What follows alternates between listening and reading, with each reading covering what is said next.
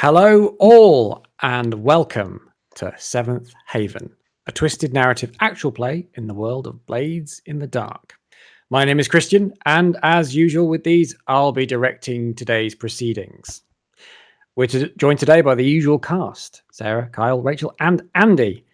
So I'm going to ask you to go around and introduce yourselves and your characters, please. So we'll start with Sarah and Grimlyn. Hi, so I'm Yig in Discord, and as Kristian said, I'm going to reprise Grimlyn, who is a female character with a long skirt and a very tight waistcoat.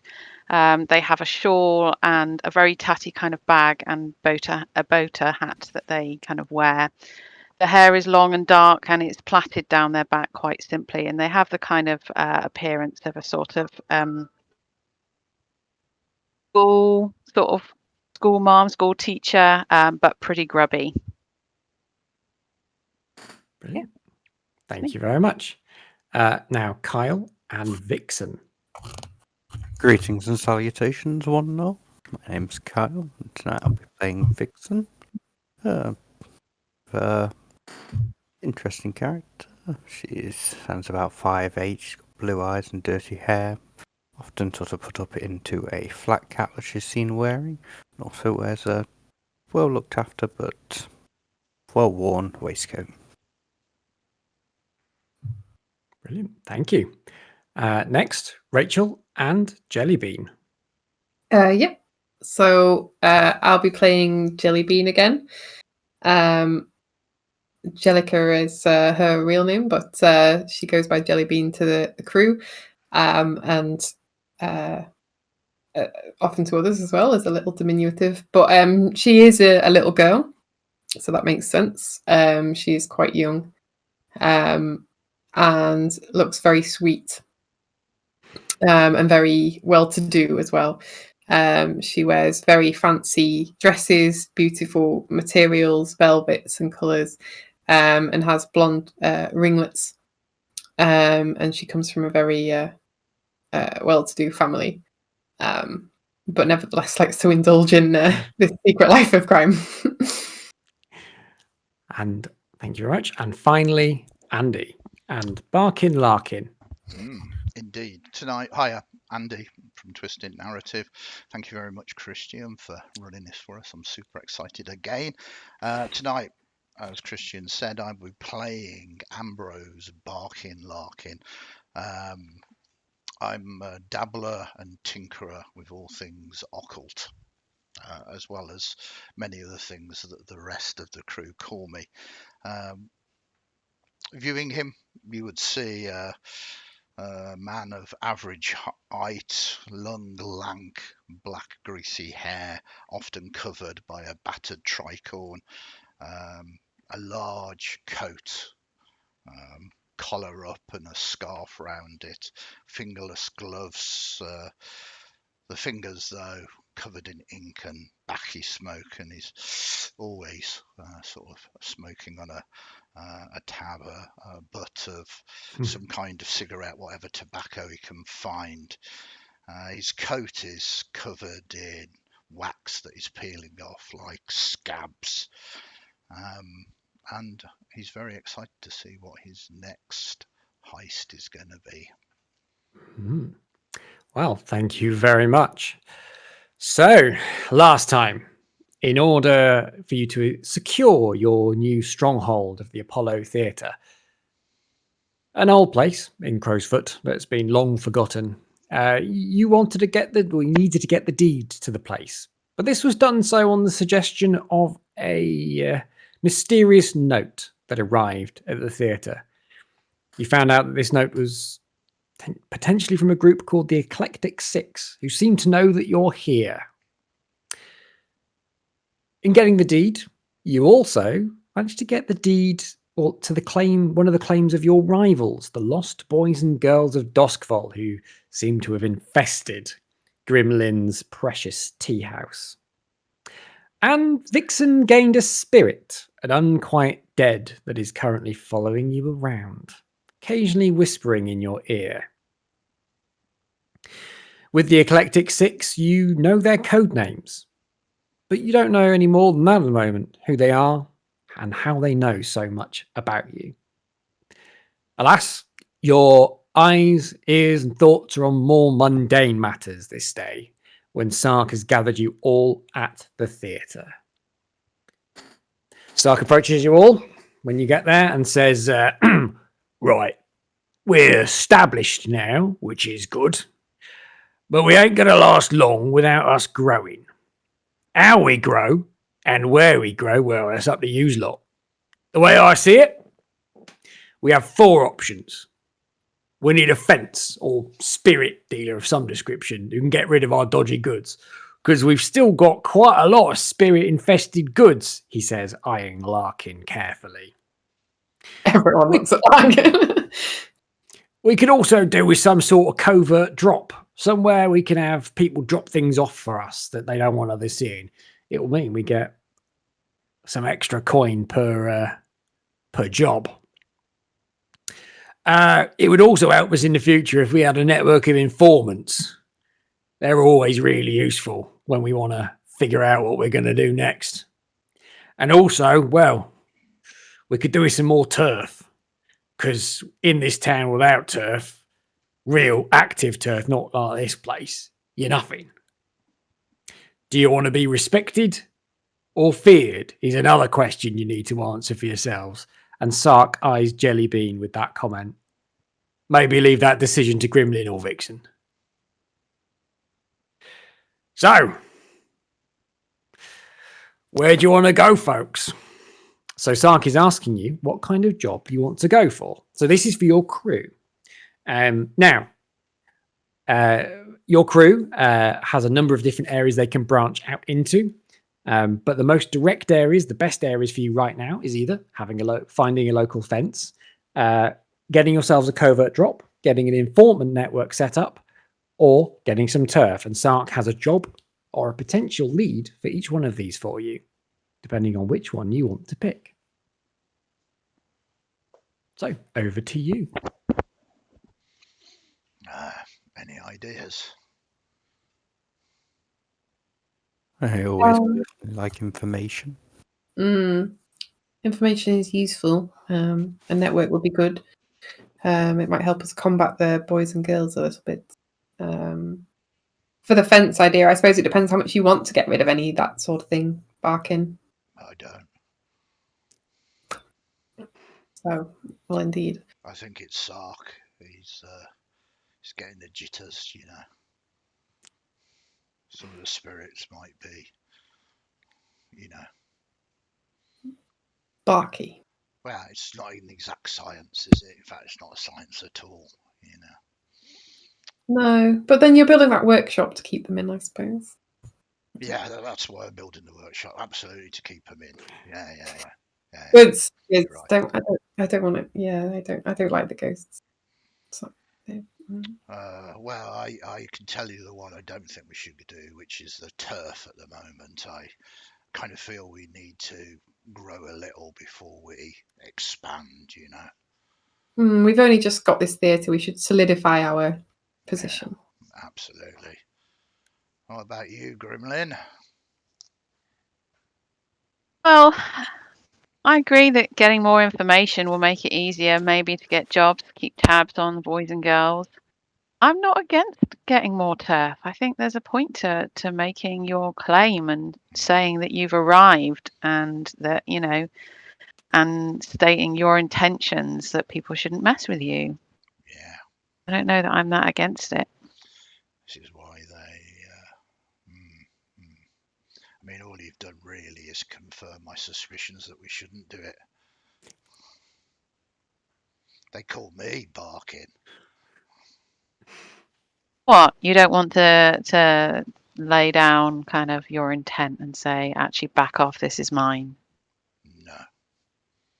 I'd rather just not Okay. be seen at all.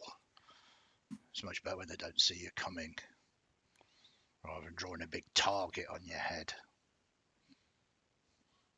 Well, I'd like to have that line in the sand. But if we're not ready for that, then we're not ready for that.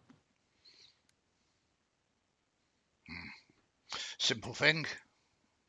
hate to say this, but we have equal shares. Let's just vote on it. All right, says Sark. Barkin, what are you voting for? I think information's good. I agree with the other two. One for informants. Jellybean, what are you voting for? I agree. Informants. Two for informants. Vixen, what are you voting for? Yes, I think informants, at least initially. I have to take my shoes off. I was wondering if that's where that was going. Grimlyn? Yes. I part of me just wants to know what you'll do if somebody says something different. But that would be unfair of me. So yeah, I'm fine. Let's do informants. Let's go and see if we can get more information. Well, this will be hopefully right up your alley, Grimlyn. Rumour has it that the local homeless population here in Crowsfoot, under one of their bridges, is being terrorised by the Bluecoats every day. Now, the homeless, certainly the ones around here, they've grouped together, not quite a gang. They call themselves the Unfortunate Many. And they have a camp under Pike Lane, which is a bridge, one of the lowest levels here in Crowsfoot. Their leader is a person, well, should probably go and meet them. They go by the nickname of Ogre. And I think if you go have a chat with them, they'll be able to give you a bit more information.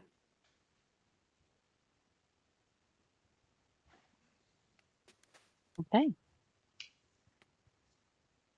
So, Sark gives you the information where they are. So, this group called the Unfortunate Many is being terrorised by the Bluecoats. You know the Bluecoats to be the police force of Doskvol. Very influential, very powerful, and generally not to be messed with on a macros level, but on a micro level, well, quite a few of them are corrupt. Quite a few of them turn blind eyes to things. So, is there anything you wish to do before you go see Ogre? Not particularly, unless is this the setup before we see an ogre and then going on the job, or Yes. Yeah. Cool. Yeah. Yeah, I don't think there's anything particularly. Maybe frequent some bars around where the Bluecoats go and see if there's any particular Bluecoats that are continually bothering, if it's individuals or a whole group of them. Okay. I'd suggest we leave that for when we gather information. That's a very good idea, though. That is a very, very good idea. So, because you might get more information that gives you a good idea where to look when you speak to Ogre. You exit onto the streets of Doskvol. It is the permanent twilight, the permanent darkness that exists in Doskvol is oppressive. The streets are foggy, cramped, dark, with bridges and stairs everywhere. Crowsfoot itself, where you are at the moment, is a den of criminality, but also there's a good amount of occult things going on here. You hear the whispers as you pass by some of the street lamps buzzing with electric lights. People in odd clothing look at you for a moment from alleyways and turn away and head down them.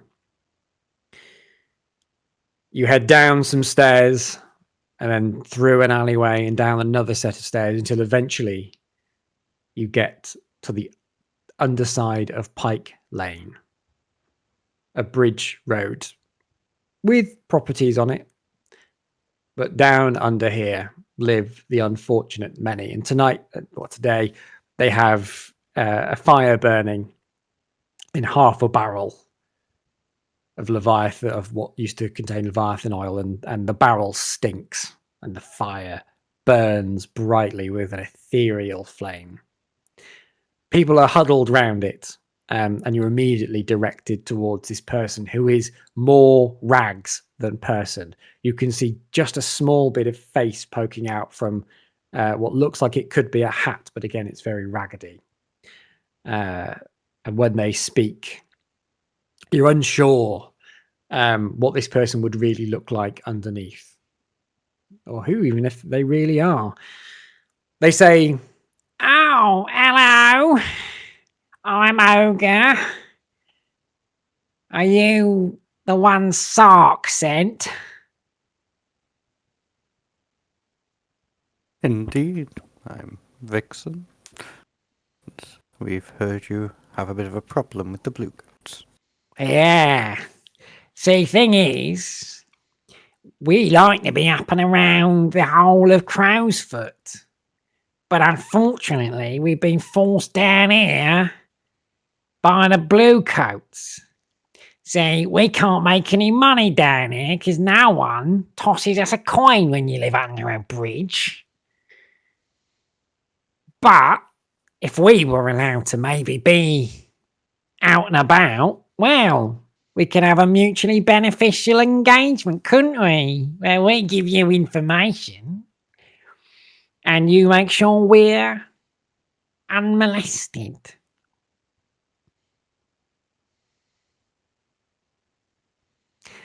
So the biggest of the bastards, the one that makes our lives a living hell, her name is Corporal Wester Keel. She's a menace, is Keel. She walks around the place. You can recognise her with her tall boots and her short cloak. Her and some of her cronies, all based out of Pike Lane Station, go around and terrorise us, kick us, push us, arrest us. They forced us down here. We'd like you to, well, make sure that doesn't happen. Dissuade her however you want to do it. This kill the blue coats. Are they just vindictive? Do they not like you? Do you know if they're operating on orders, or is there a rival group of beggars? Ah, well, there's no rivals that we know of, but why they're doing it, can't say. Okay, we'll find out. You should be able to go where you like. Exactly. We got eyes and ears everywhere. And we'll let those eyes and ears work for you if you help us. How long has this been going on? Oh, quite a few days now, quite a few weeks. They all blend into one with the darkness.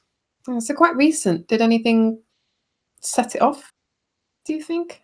Oh, Keel, I think, transferred in from another area. Ah, making a mark kind of thing. They definitely did make a mark. Let me show you. Starts undoing some of the rags. All right, thank you. Perhaps she could be given something else to focus on. That's up to you. Best we don't know. Then if we're kicked, we won't reveal nothing, will we? Right. And so, if you're willing to accept the job, I'm definitely up for it. The rest of you, though, do you agree? Yep. Yep. I have no seems- problem sorting out a blue coat. Do Do we know where Corporal's usual post-work haunt is? well, that does sound like gathering information. So, how would you find? It's not common knowledge where they normally hang out. So you'll need to use one of your skills to get that information. So what would you like to use?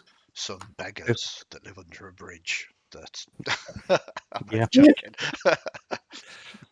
I don't know anymore. They'd be forced down here. Why are we helping them then? They sound useless. I'm only Because joking. they will be useful in the future. Yeah. It's a joke. Not good at fighting blue There'll be, guys. there'll be spirits in the future and they'll be useful to you. Yeah. I'm I afraid. don't know. Yeah, I was going to say this is all of your wheelhouse, not mine. So Oh, well, I don't associate with any blue coats. So yes, what do you want to do, Vixen? Sounds locating a target is a hunt roll, I believe. That sounds good. And with a scout ability, I should have, when you gather information to locate a target, you get +1 effect. Nice. Blimp. Hope. 2 in hunt. 6. Okay. So that's perfect. So a 6 is a success without any complications. So the blue coats in the area, certainly around the Pike Lane area, they all drink at a pub called the Leaky Bucket. I knew it.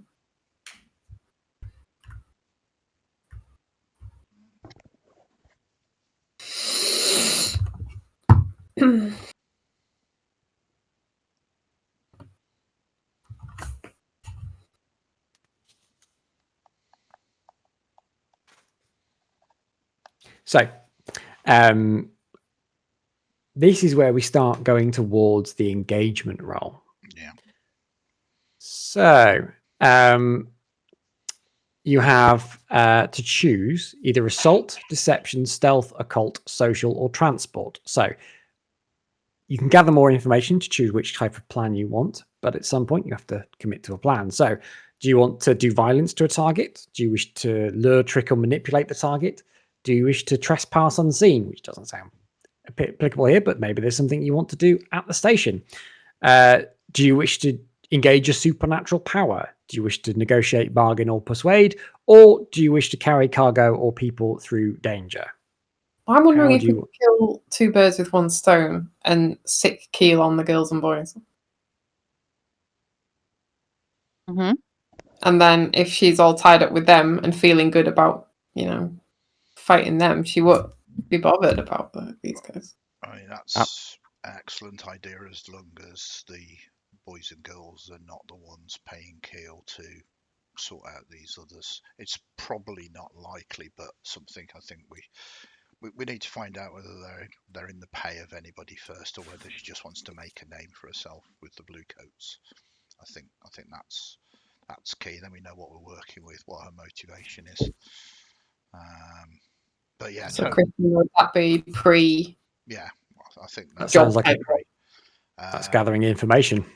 But absolutely, if they haven't got associations and yeah, I mean that's brilliant. I think everybody would be happy with that. Yeah, perhaps we could use the fact they don't actually have a legal right to the building in our advantage for that. This is in my family's buildings, and these squatters have just moved in. Disgusting. Yeah. Yeah. So I should we try and determine her motivation, and then we can decide on the engagement. Okay. So, who wants to do what? So none of us have particularly got connections with blue coats, so we have to rule that out. But there must be other people on the street. If they're only targeting the unfortunate many and not other sort of crews or anybody else, then it gives us an idea that they just want to clean up the streets. I mean, there could be some rich person, Jellybean for instance, that just wants to clean up the streets, or some business owner or something else. Perhaps that's something that you could look into, to see whether it's coming from being paid by someone that is wanting this area to be cleaned up. It might not be another crew, it could just be something like that. Yeah. I'm only spitballing here, and Barkin, I'm not going to do it, No. but he's Yeah, usually it's spitballing. just wondering whether it will be. I mean, I could ask my parents, but I don't know how much they'd have heard about a new incoming blue coat or not. But they might have done if this kind of thing was happening, or if we've got. Is there like a Duskville newspaper or anything like Oh, that? yeah. Might Yes, be. there is. The Doskvolian is one of the major ones. So if there's any kind of interest in property here or whatever, maybe there's some reports there. Again, just spitballing, just throwing ideas out. If people have got other contacts, they could perhaps ask around to see whether they've, been hassled by them, especially if they're, not necessarily above board. Say, Barkin is useless in this situation, just giving you ideas that you might be able to use. I could ask Tracy, my spy friend, I believe, if she Yep. can get hold of the records of why they've been transferred, if it's corruption or whether she's overly violent or anything like that, to see if we can get a bit more information.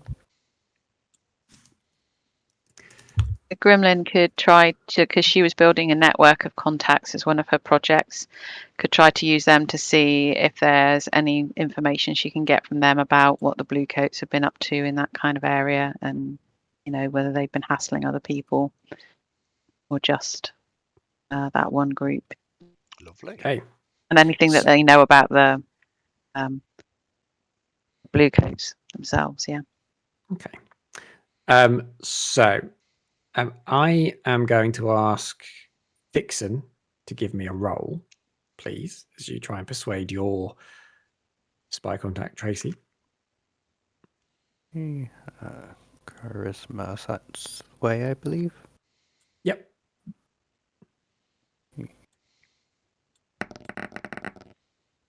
Okay. And yeah, I'm going to ask a similar one from you, Grimlyn, for your spy network. We'll see what happens. So you've got a 4 there, Vixen, which is a success with a complication. I'll go through the complication in a moment. No, I'd probably use consort, just hang out with them and kind of, strengthen the bonds and etc. 2. Unfortunately, your spy network doesn't know anything. Hasn't heard of this one. They don't move in the right circles yet. However, your spymaster friend, Vixen, they do some digging. This digging, however, unfortunately, has generated a little bit of questions being asked. Why are people asking this? Who wants to know? It's generated 1 heat. But you find out that Keel has been transferred in from White Crown, one of the very, very posh, or if not the poshest, it is the most expensive area, White Crown. They have a reputation. In fact, they enjoy violence.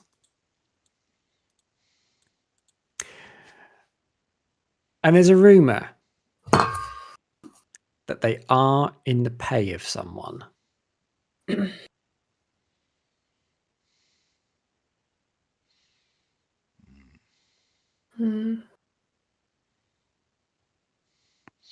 So, I mean, that hopefully, I'm assuming that's it. We in the pay of someone, but that someone is unknown. Yes. Yeah, the spymaster doesn't know. It's just those are then the rumors that are flying around in the various blue coats that they are in the pay of someone. Jellybean from White Crown. It's got to be a knob, hasn't it? I think so. It does seem to rule out that they're taking money from the lower gang types if they're more well connected than that. Can you find anything Perhaps. else? Yeah, what I was wondering was, and I don't know if I could wangle this to try and like chill some of the heat off as well, but do that I'm doing a writing assignment. Mm-hmm. You've got your new contact, haven't you? And she's fairly well to do. Yeah, to help me get in with it.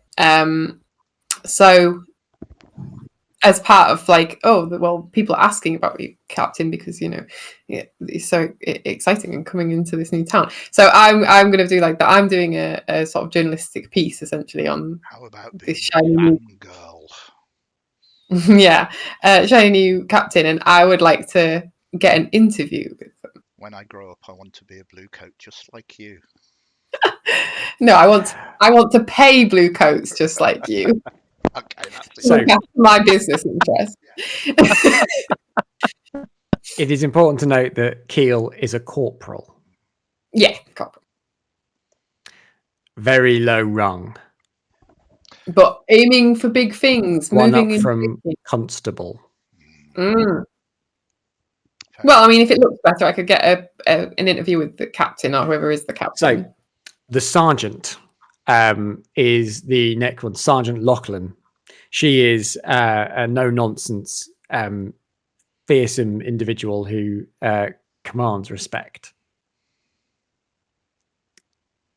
So, what's your intention here? What do you want to find out? So my intention is to try and sort of find out more about why Corporal Keel is targeting these people. Like wangle it. I'm not going to come out and say is they in the pay of anyone, but be like, is there a reason they came here? Have they got contacts in the city? Are they already making waves? Are people happy with them? And sort of as well give another reason for people to be asking around about Keel, I guess, that play it as, this shiny new person that's doing such great things. People are taking notice. And sort of privately, I guess it's like, well, if she likes like violence, that sounds fun. So like maybe. So, can you give me a roll? How do you want to get into this?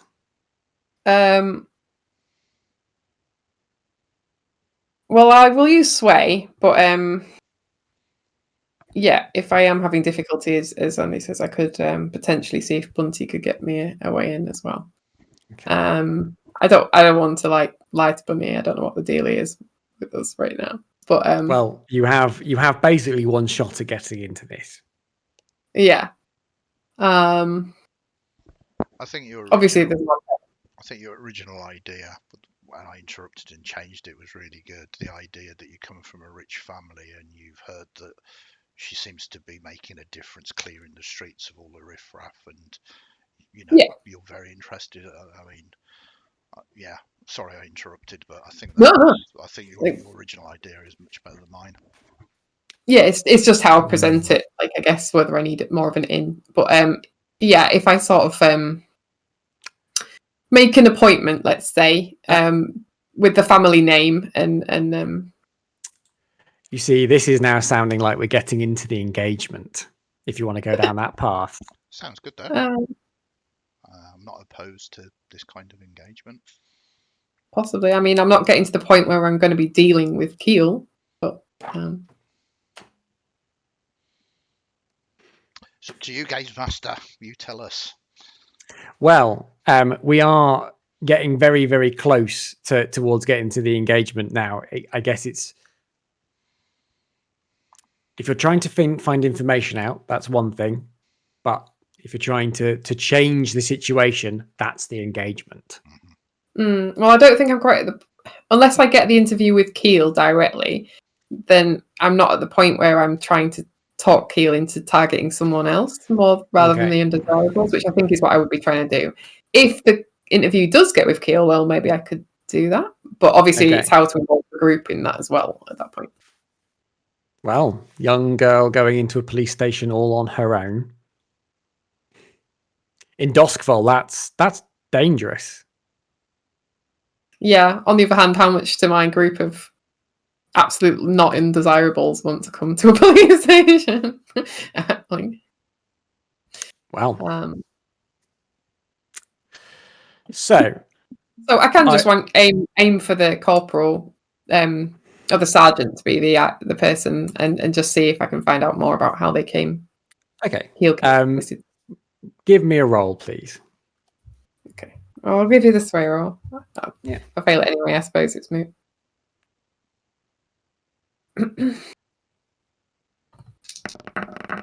Hey. Yeah, you got a 6. So it is possible for you to get a brief meeting with Sergeant Lachlan, but they won't meet you in Crowsfoot. They meet you in White Crown. Sergeant Lachlan is the senior Bluecoat squad leader for the district, and reports to Captain Dunville.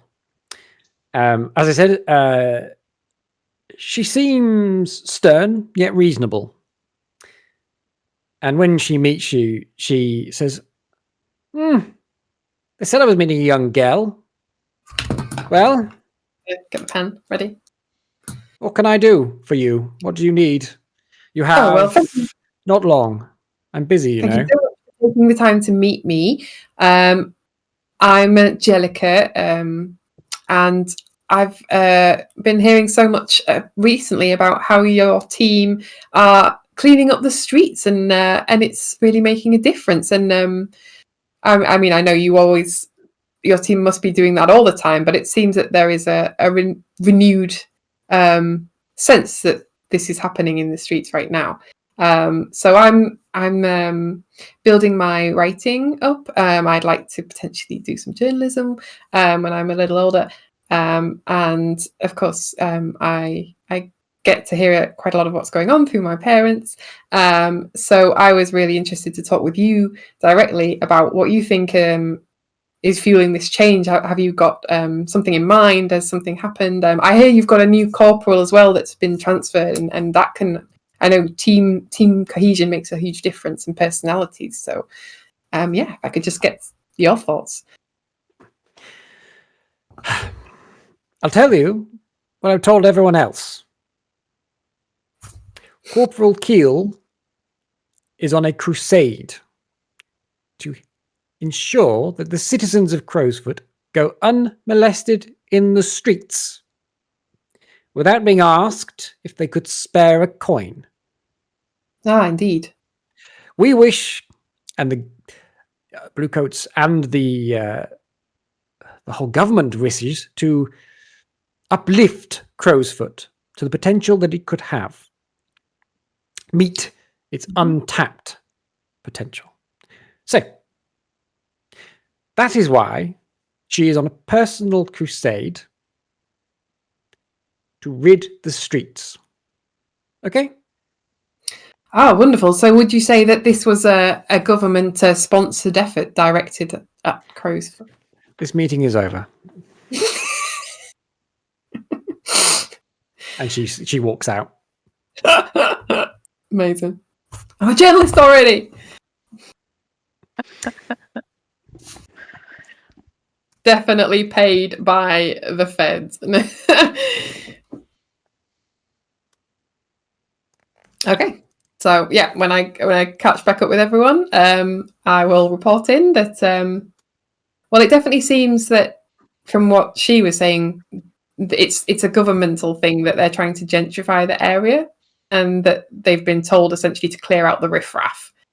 So that's who they're targeting, and that's why they're targeting. If Keel is in the pay of someone else specific, it doesn't seem necessarily related to this. And it might be not someone else. It might be that the rumours were relating to some extra government funding. Difficult to say. Do you tell us the words that she used about Keel? Yeah. So she was quite insistent that, as well as this background reasoning, that Keel herself is on a personal crusade. But again, whether that relates to she's getting extra funding from somewhere, or she just really, really hates the homeless is uncertain. There is a third option, possibly. that they're using her as a scapegoat if it all goes badly wrong. It's Probably both. personal crusade. It was all Keel. Sorry, it's all gone. Well, yeah, I'm sure. I mean, she might. Well, she sounds a nasty piece of work. Absolutely, I'll put the right one in there. But if it all comes tumbling down, it might be all put upon her. Well, shoulders. yeah. I suppose the authority, you need your pawns, don't you, that do the actual work, and then if it looks bad, then you can cut But them off. if that's the case, that's an angle to get her to turn. It is. That would be more of a persuasion on Keel herself, Absolutely. which is possible. Which she might do if there was some actual evidence that was what the plan was. It's only a hunch, obviously. She might be literally on a personal crusade, but it's a potential. Just thought I'd raise it. No, it's a good thought, Larkin. You're surprisingly politically minded. Am I? Maybe you've sniffed the ghost of a lord or something. Yeah. Well, it's Haig at the moment. I don't know when it's me and when it's him these days. Okay, so is there anything else we want to do, or are we trying to get hold of Keel to speak with her? I think we just need to decide now whether we're going to, just beat her up, whether we're going to deceive her, whether we're going to just sneak around, whether I'm going to summon some ghosts, whether we're going to sort of, persuade her, whether we're going to get like a cargo train and stuff her on it and send her off to somewhere else, really. I mean, the more we can combine things, potentially the better. So let's say we did manage to direct her at some... Is it girls and boys or boys and girls? The Lost Boys and Girls of Duskfall. The Lost Boys and Girls. Then potentially, let's say we were good citizens, pointing her at some undesirables and praising her for her good work, then she would be more inclined to then listen to us. How empty is the station at night? So that's not difficult information to get, so I make roll for it. It's fairly well manned all day and all night. It's one of those stations where certainly everyone below the rank of sergeant lives there. So unless they're out on patrol, they'll be there all the time. There's always a brew on. Yeah. You see, if she's truly on a crusade and she wants to clear the streets of Duskfall, that's good, isn't it? As long as she's clearing our enemies away. So what we really need is a vigilante that kind of works with this cop on a crusade to, clear off the real villains, as it were, really. No? Oh, I just thought I'd mention it.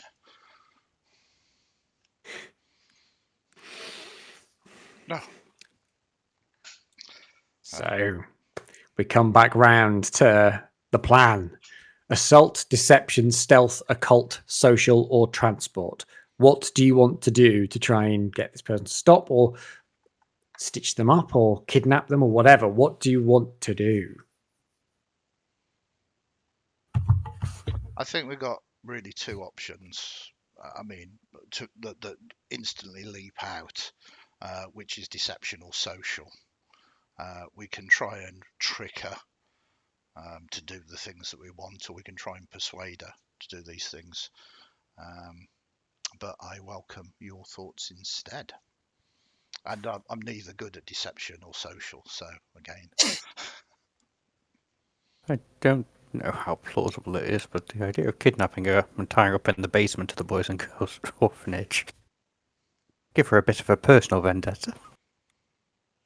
I mean, they might just murder her, which, well, I mean, they might not. Would also solve the problem. Well, it's Duskfall, so sort of murdering a blue coat is really there. But absolutely, some kind of angle like that is not necessarily a bad idea.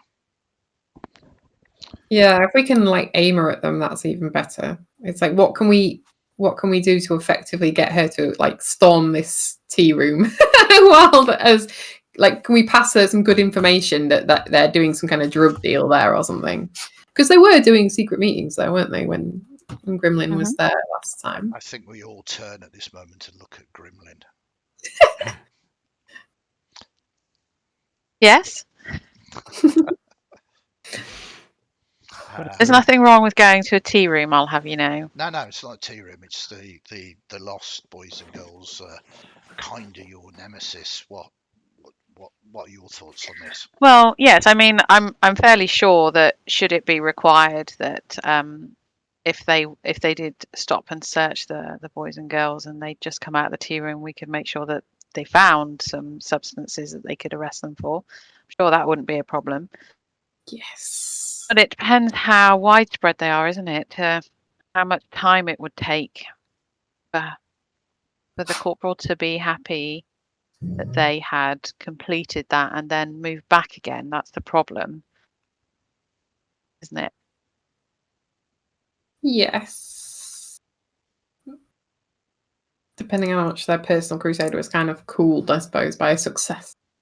But yeah, it could be a bigger issue if the government are determined, and it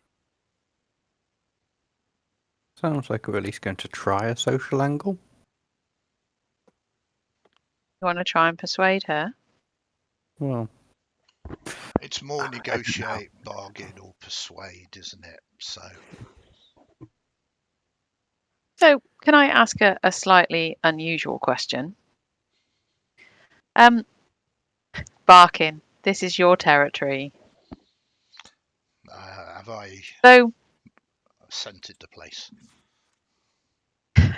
No. Although Sometimes I would also can't. like to know that for reference, so that I know how carefully I need to step. Yeah, sometimes I lose control and I don't necessarily know I've done it. Okay. Sorry. Fair enough. I'm sure we can find some kind of chemicals to check that. Anyway, how in control would someone still be if they were being harried by some kind of ghost or spirit? Asking for a friend. It depends what you mean. If this was a mock-up, a pretend ghost or spirit, they'd be scared. If it was real, they'd be terrified. No one, even I. The ghosts are serious.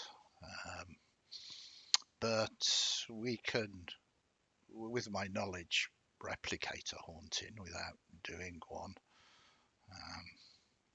There are those spirit wardens and the like that would see through it in an instant, but it also depends how susceptible they are. But you can build up that. When you want to scare someone, you do it gradually, and so much so it's the anticipation of the haunt rather than the haunt itself. And by the time the thing turns up, they are already evacuating their bells. This is definitely the voice of experience. Yeah. Well, I was just thinking the because bells or the haunting someone. Because it's. I was just thinking that. Sorry, Grimlyn. If it's that terrible, then that would be one way to get rid of her, wouldn't it? She wouldn't want to stay. Well, yeah, but do you want to fake something, or do you want me to try and send something after her? Well, I guess that's a discussion point, isn't it?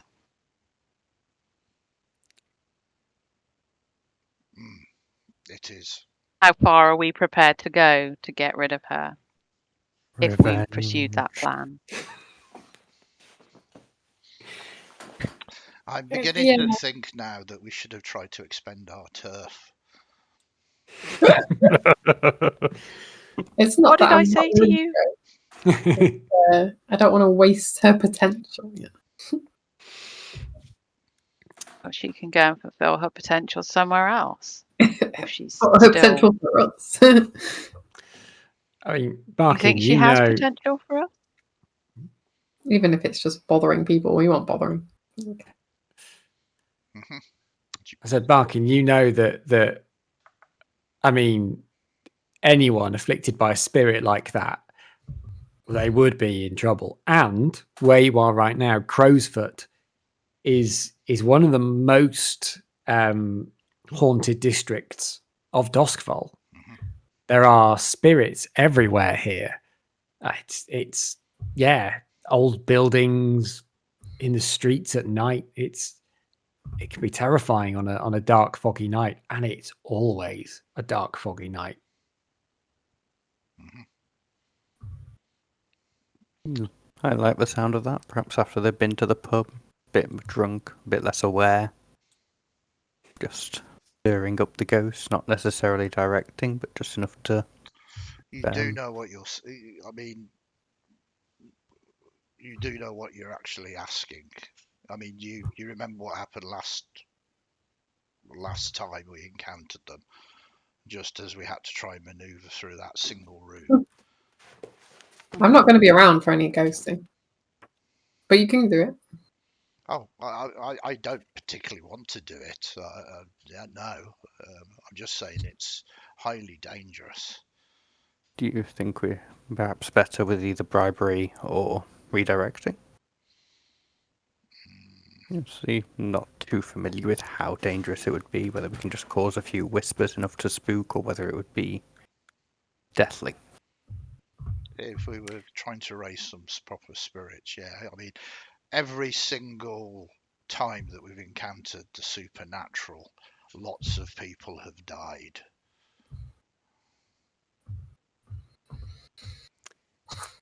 So So drawing sounds a like- bunch of spirits to the police station is off the cards then. I would much rather you just use some of your explosives. It's far safer. And I know how dangerous your explosives are. Okay, let's go in socially then. Okay. Well, I mean, the plan can change. This is just how you get in the place. You have to get in, and you have to get out again. So, It's only a physical getting in if we're actually going to the police station. Otherwise, it's kind of metaphorical getting into the how we. Just the leaky bucket might be easier. okay. So, social then. What is the social connection?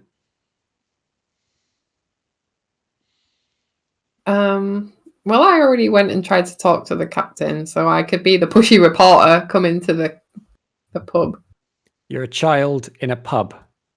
Yeah, plucky, pushy reporter kid. It's legit. She's rich. She's got a couple of Yeah, exactly. ne'er-do-wells to back her up. Okay. I like the sound of this. No, I like the sound of this. Well, then we move ever closer to the engagement role. But first, so you're going to go in the pub. You're going to meet her in the pub. This can only go well. So, I need your item loadouts. So, what are you? We'll start with Grimlyn. What are you taking in your loadout? Is it light, medium, heavy? Never be unprepared. I'll go medium. Yep. Vixen, what load are you taking? Light, medium, heavy, or encumbered? Light, I think. Light. Jellybean. Normal. Medium. And Barkin. Interesting one. I'm going to go light. Light. Oh, no device this time. Well, so, and now we move on to the engagement role. So, is this plan particularly bold or daring? I would say yes, you're going into their turf to ask them a question. So I'm going to add an extra D6 on there. Does it expose a vulnerability of the target or hit them where they're weakest? Not really. No. I mean, the pub's sort of more vulnerable than the station, but it's not necessarily like a weakness. No. It's a Can blue- any of your... Sorry, go ahead. I was just going to say it's a blue coat pub, though, isn't it? Yeah. I mean, Can any of your friends or contacts provide aid or insight in this operation?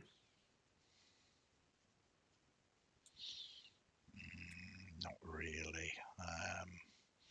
Unless we want to try and use the unfortunate many in some way to get an angle. Other than that, no, I can't think of anybody. Nope. It just gives you an extra d6. Do you have any enemies or rivals interfering? You always do. Yep. So that takes you down to 1d6. Any other elements you wish to consider? Maybe a low-tier target or something like that? We No, have the I'm... deed if we want to go for that. If we do actually have backing documentation and things. I think it's good to take the deeds with us. I think that should be our in. okay. Okay. At the very least, they have a personal crusade against our enemy, you know. Yeah. Right. So let's roll 2d6. See what you get. And I'm just going to ask, are you all going in or is it just a few of you? I'm thinking going in a sort of the supervision for Mhm. young adult. Yep. If we can be generous. Grimlyn, you going? Yeah, I'd probably go in separately to Jellybean and Vixen, though, to kind of just look like I was going to drink in a pub Yep. or something. Cool. Barkin, Nope, you're not going in. no. Where will you be I'm gonna when this be happens then? close by. Cool. I want to go around the area, see whether there's alleys and that kind of thing. Look Yeah. at back doors, etc., etc. Wonderful. I've got some other things in mind as well, but look at that! I don't know. You get a 6 on the engagement roll, which is so here's the scene. You find yourselves seated. Well, you find Vixen and Jellybean seated in front of this corporal. She has a gaunt face. She has this sort of short blue cloak round her shoulders, and yes, she's wearing very, very tall boots. Grimlyn, you're in the same pub as everyone else. You notice that there maybe is only one other person that isn't a blue coat in this pub when you're here. The barman looks very put upon. Barkin, you're outside, and you're kind of in the area at the moment. You've got a good eye on the tavern. So here's how this plays out. She sits across from you with her arms folded and just says, What was it you wanted? So this is Keel, right? This is Keel. You're in front of Corporal Keel. Excellent. Hello, Corporal. My name's Jellica, and I'm here to discuss, get a bit of an interview from you on how you're cleaning up the streets. I've spoken with your captain, and she was very impressed with your zeal at making this area a bit better for us non-undesirables. And I also have some information you might be interested in about some of these. But first, if anything you could tell me about how you're feeling to be transferred here and how it's going. I'd like you to make me a roll. Choose one of your skills. I will. Well, remember, I think this way. Well, and just remember the things you can do. You can push yourself, so you can take 2 stress to give you an extra d6, or someone else can take 1 stress to assist you and give you an extra d6. Although in this case, they have to be somebody near you. Or you can use a flashback. Yeah, I'm happy to help if you'd like. Cool. Can we do Kristian? Is that... You can do both if you wish. Yes. So you can take 2 stress, Jellybean, And Vixen, you can take 1 stress, and you get an extra 2d6 on this.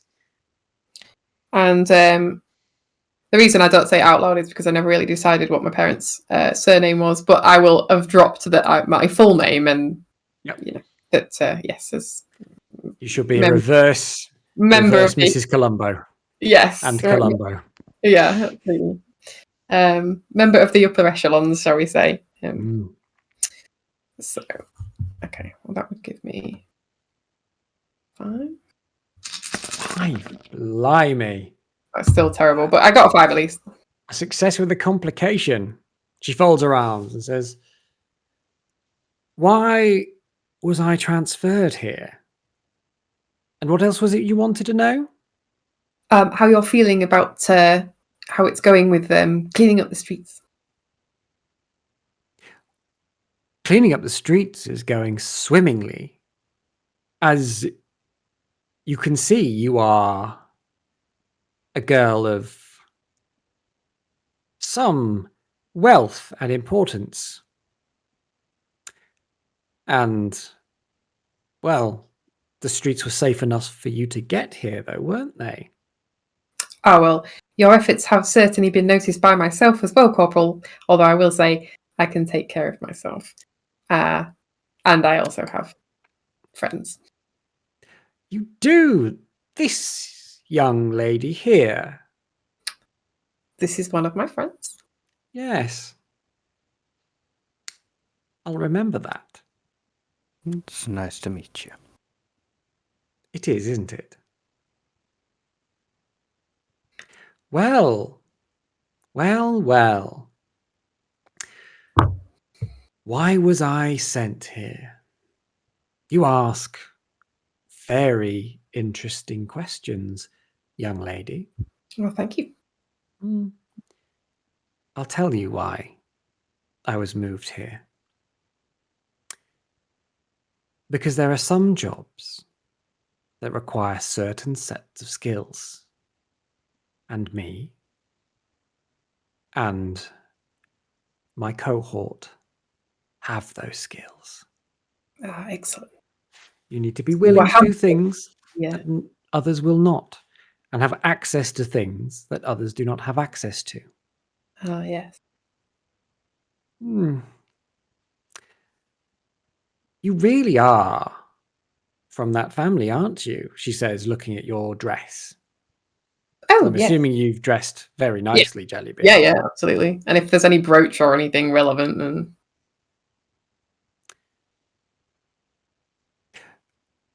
Why don't we go away from the rabble for a moment and let's have a quiet talk in one of the pub's dining rooms out the back. Oh, excellent. Thank you. I'll give Vixen the nod, I suppose. And she leads you to a back room of the pub where there is a table and some chairs. Dining room is very, very liberal description for this room. Grimlyn and Barkin. You're outside. Grimlyn, you're inside. You notice at this time one of the blue coats, Grimlyn, when it goes to the door of the pub, closes it and slides the bolt home.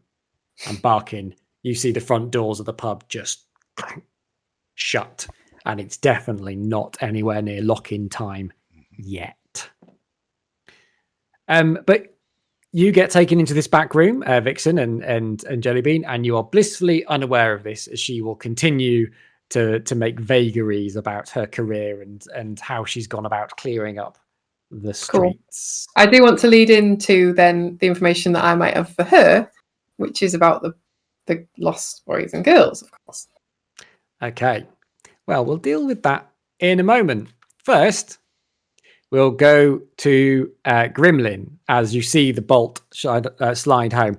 In this pub at the moment, there are 5 blue coats. Okay. And one, is it just the barkeep who is a non-blue coat and me? Yep. Okay. I'll look at the barkeep to see if that action kind of gets any kind of reaction from him. If you see what I Okay. mean. So does he kind of notice the fact that they slide the bolt, and what kind of, I guess it's an emotion that I'm looking to see if it provokes some kind of That's like locking up bolt down the the door. furniture kind of thing. Yep. So, give me a roll. What skill do you want to use? God, I don't even know. I guess, well, study, I guess, makes sense. I don't have any dots in it, but You can still use it. You roll 2d6 and take the lowest. So, and you can always push yourself, Okay. which would give you 2 stress, but that would mean you get one d6 in it. okay, let's do that. Let's take Brilliant. some stress. So I get to roll 1d6. and One not have to- d6 as you're staring at a barman.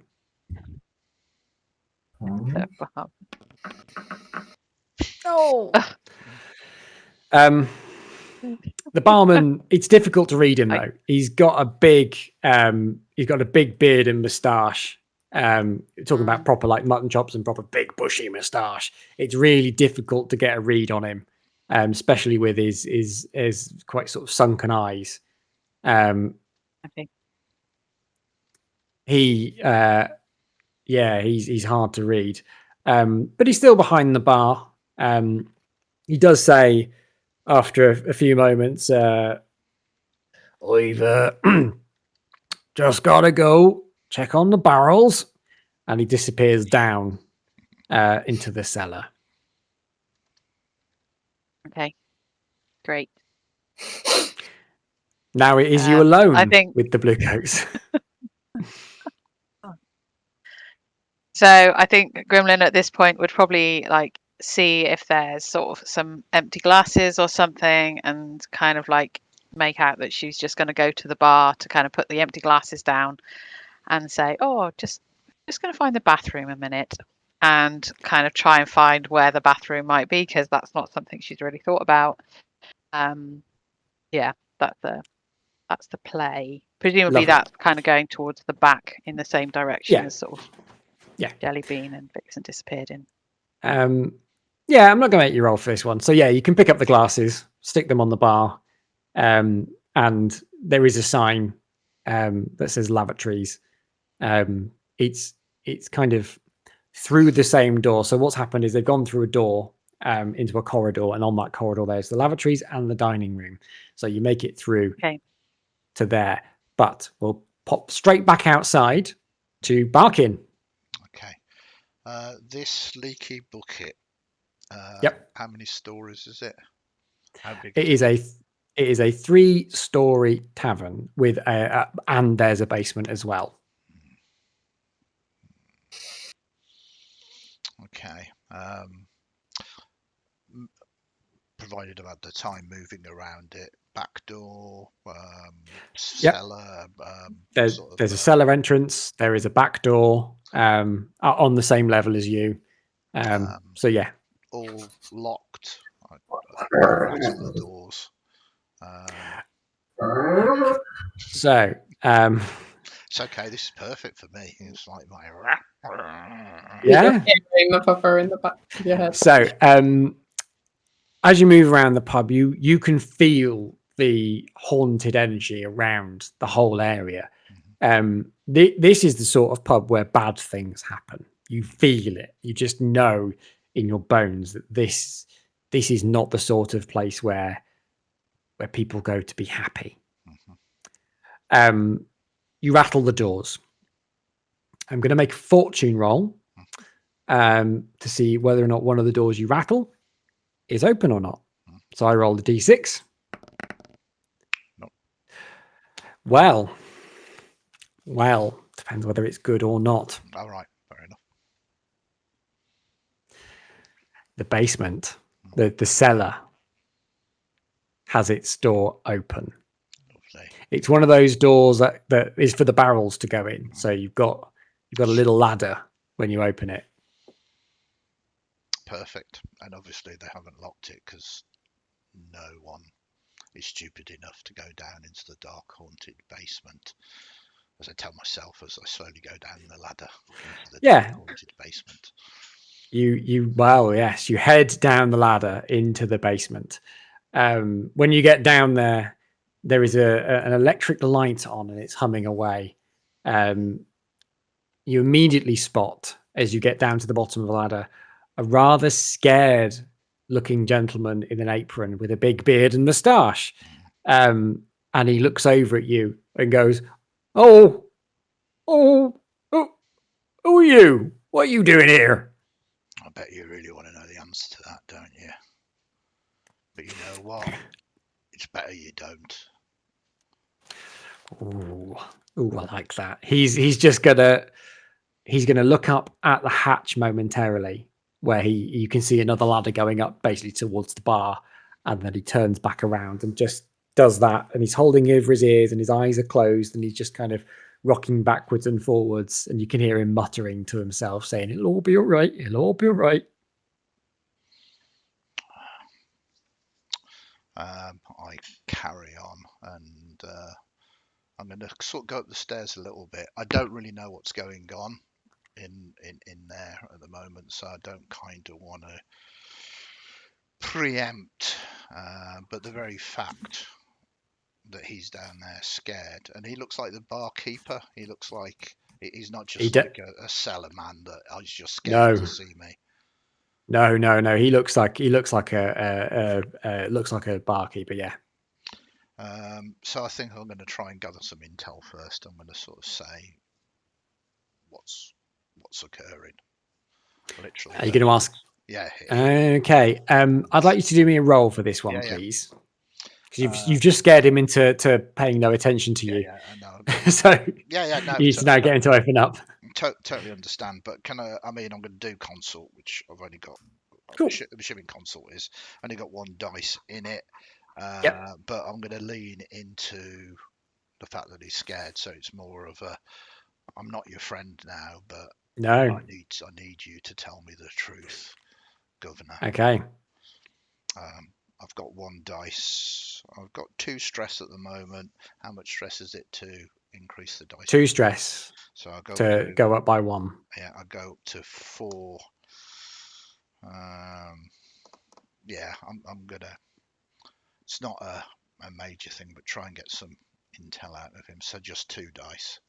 Yep. Ooh. Great. That's a 5 and a 6, and a 6 is a success. So he says, "Oh, there's some posh girl up there, and well, they're probably going to kidnap her or do her in or something. Oh, something's bad's going to befall that young girl." Don't worry, I'm going to make everything right. Oh, I hope so. They're nasty, those folks. They got a way of making bodies disappear. I often use acid. No, God, no, not acid. No, they use his hagfish. They eats him up proper, all bits, soul included at times. I like you. That's a good thing. Oh, yes, sir. How many up there? Well, there was 5 of them, and then there was another young lady up there. Oh God, I hope she's all right. I hope those other 5 are okay if she's up there. You keep your head down. I think I will. Thank you very much, sir. What's your and name? He goes back to, Trevor. That's good. And I'm going to head towards the stairs and try and go up. Great. So you head towards the stairs. As that's going on, we go straight back to the room with Vixen and Jellybean and the corporal. And the corporal says, well, looks like you've got something you want to say, young lady. Well, there is a certain group that's been causing some trouble in the area, actually. And you've probably come across them in all the great work you've been doing. But they call themselves the Lost Boys and Girls. and they're a gang and of children, but they cause quite a lot of trouble. And I've got a bit of a lead on one of their meetup places, and yes, something about their hideout being perhaps not legally theirs that might help you make a move towards clearing out that nest. Okay. Although, of course, I'd hope social services could help them in some ways. I'm going to ask you to give me a roll, and whilst that's going on, Vixen, what are you going to be doing?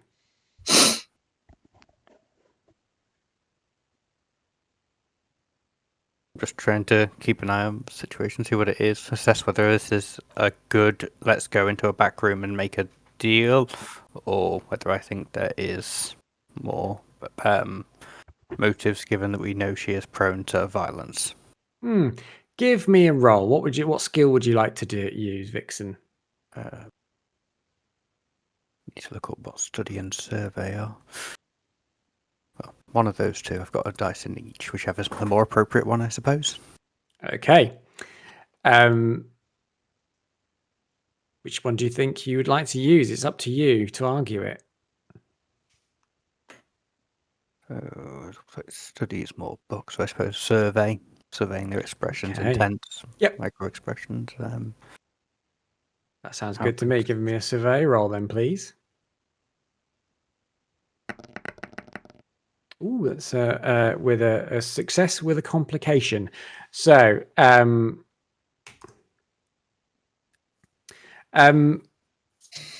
yeah, I'm going to start a clock here with the segment filled in, called suspicious.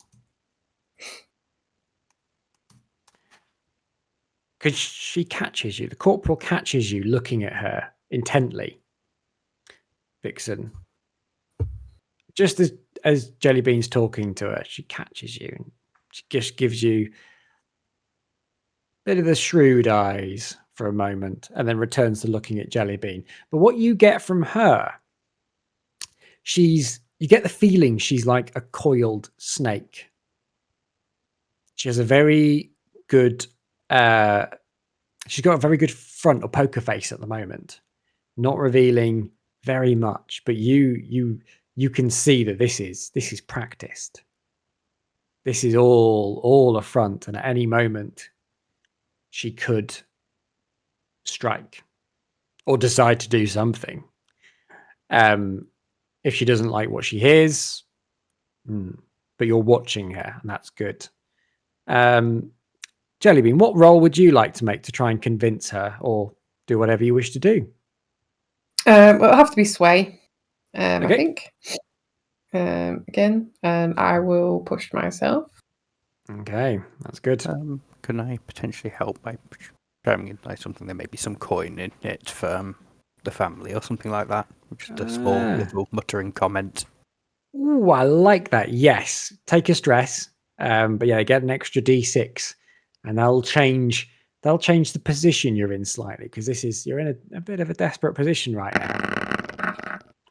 Oh, blimey. You got a 6. Of course, if it all goes wrong, I've got the dagger, yeah. She sits back and says, "You want to what? You have information about the lost boys and girls, about their hideout, and about where one of the places they're using. And you're bringing this information straight to me. No, you can't be doing this out of the goodness of your heart. What do you want?" Well, what I want is to be a journalist and influential in this field. Of course, my family is well equally invested in Duskfall, having undesirables rooted out, so it's bad for business. And I would like to be. I like the intrigue and the interest. I want to be able to write about what's going on and dig into what's happening and talk to interesting people like yourself. which is only a lie, really. But You talk a good talk. I'll give you that. Well, maybe of course, I can take the information elsewhere if you prefer. But I would like to aid our exciting new endeavours of our brave police. Well, give me the information, and I'll see if it's worth anything. Well, they're currently known to use as a meeting place, and I'll give the Grimlyn the meeting room that Grimlyn had said. A tea house. They meet in a Yes. tea house. Yes. It is where they caused a little bit of offence by bumping into the wrong person, which is why we're here. Oh. Indeed. And of course, Oh, it she built says, her between smile widening. I see how this is. Oh, this is good. And Grimlyn, as you're passing by outside the door, you just hear a voice from inside say, "You want revenge." And outside Grimlyn, you've kind of moved away from the door into the bar, so you can't be seen by people in the bar right now. You've got the door to the dining room, and then you've got the doors to the lavatories at the end, and what looks like a back door. What would you like to do, Grimlyn? The door to the room that I think the voices come from, is that closed? Yes. Oh, yes. Does it have any glass in it, It doesn't. or is it No. a solid door? It's a solid door. Okay. I would like to try to the back door, check if it's locked very quietly, and if it is locked, I would like to unlock it. Wonderful. It currently is locked, and there's no key in the door. So how would you like to unlock it? I would like to take my lockpicks and tinker with the lock until it opens. Wonderful. Give me a roll, please.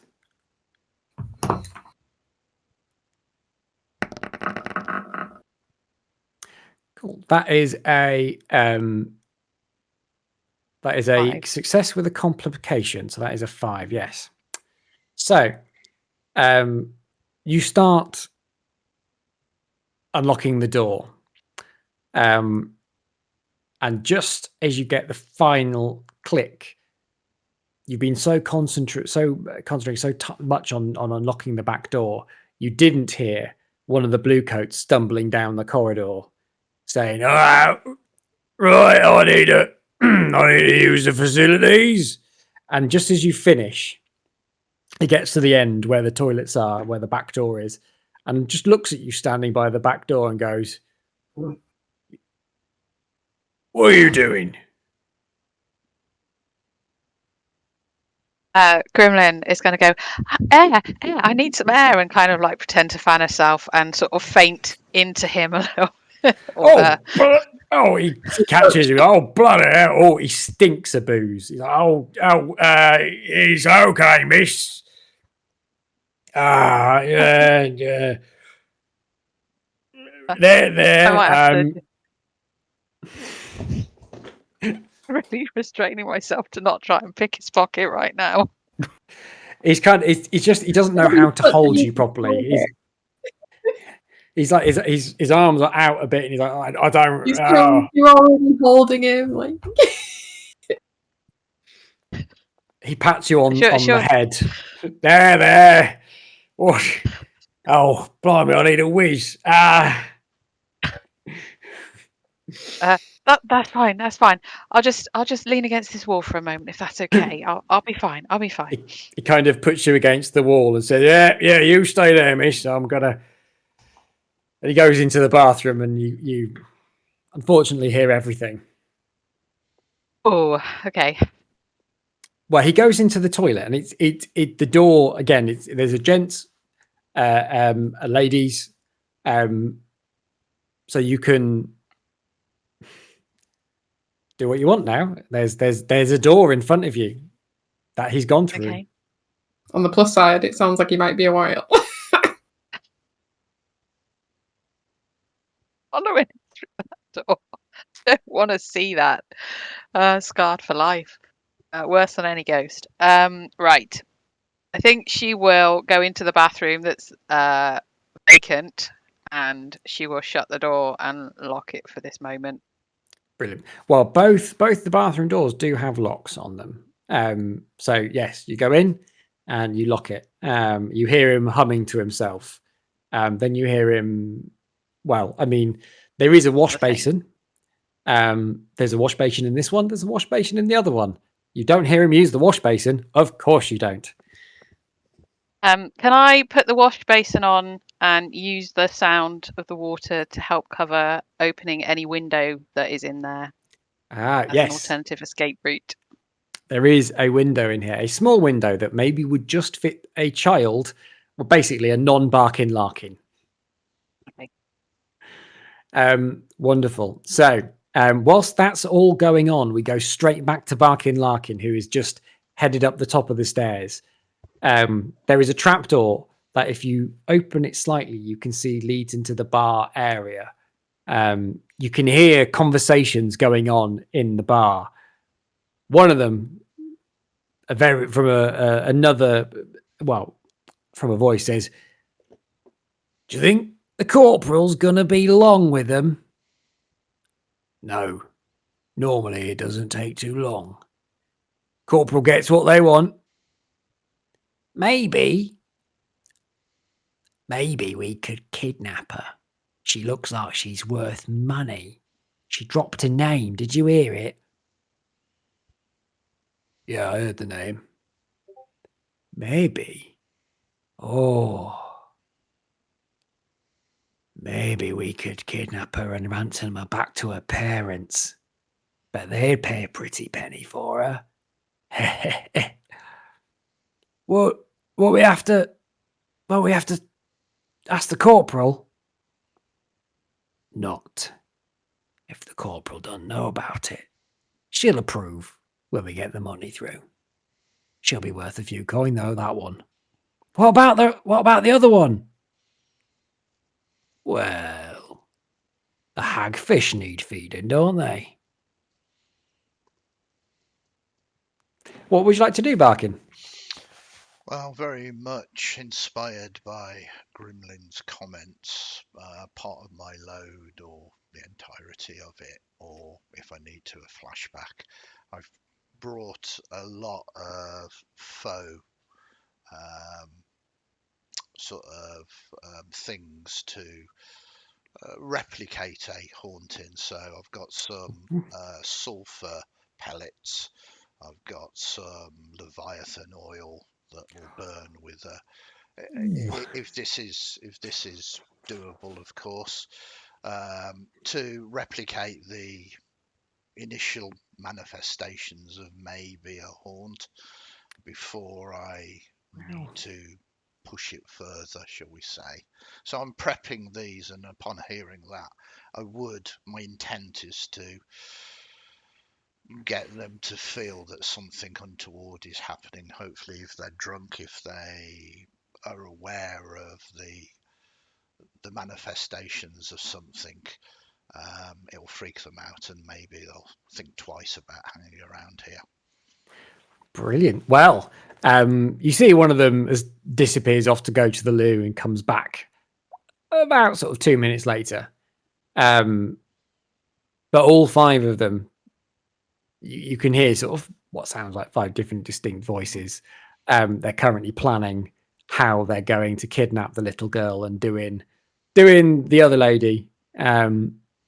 They seem to be forgetting about Grimlyn. They're mostly talking about Vixen. The lady in the straw hat, they said, "Oh, she's in the toilet. She's all right. Problems, you know. Probably the vapors." Okay, so tinkering roll for setting all this off, or would you like me to do Okay. a tuning roll, which is to replicate a haunting, or If you attune, you would actually get you might actually get a real spirit. Mhm. I'm trying to avoid that at the moment. I'm not. I'm just spitballing again. What you Yeah. think is the best? No. I mean, remember, you also have flashbacks. If there's things you are aware of, you've had conversations earlier in the day. You are aware of this tavern. Yeah. It's not always filled with blue coats. Mhm. There are times when it's quieter. Yeah. But it's up to you. If you want to give me a tinkerer's roll, that sounds like a good roll to I me. think so. I mean, I am already aware that they do bad things in here, and they're aware that they do bad things, and I'm hoping a little nudge in the right direction will be enough for them just to freak out. Yes. So it's kind of a tinkering alchemical thing first, Yep. replicating a haunting, and if that goes wrong, I'll just next time it's my go, let loose with something else. I am going to take 2 more stress, putting me up to 6, Brilliant. to increase my tinkering from 2 dice to 3. Lovely.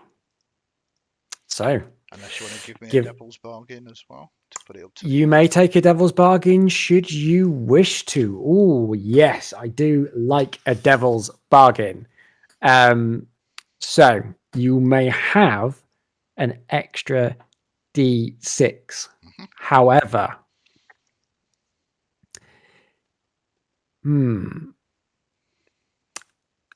yeah, it will send ripples.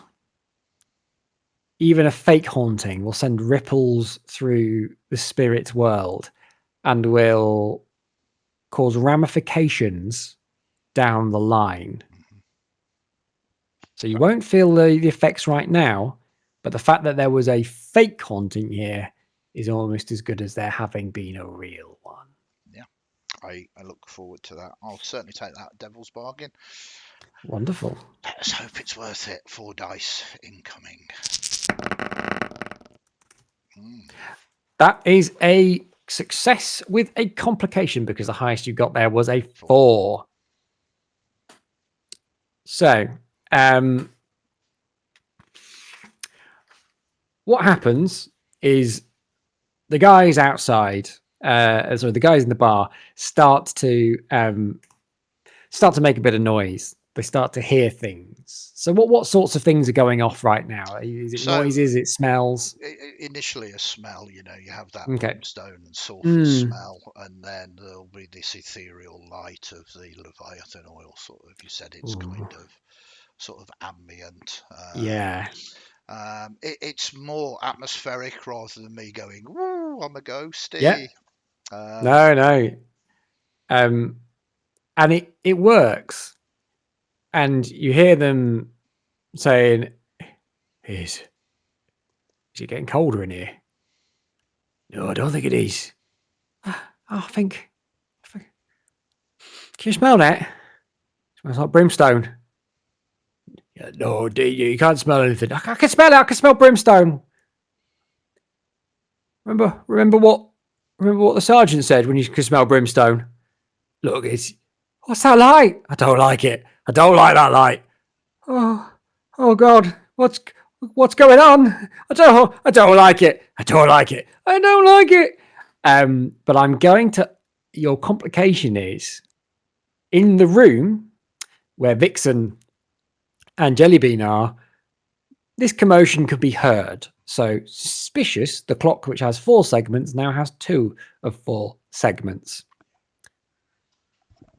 But the haunting is having the effect you desire at the moment. People are getting really nervy at the moment. They're not going anywhere.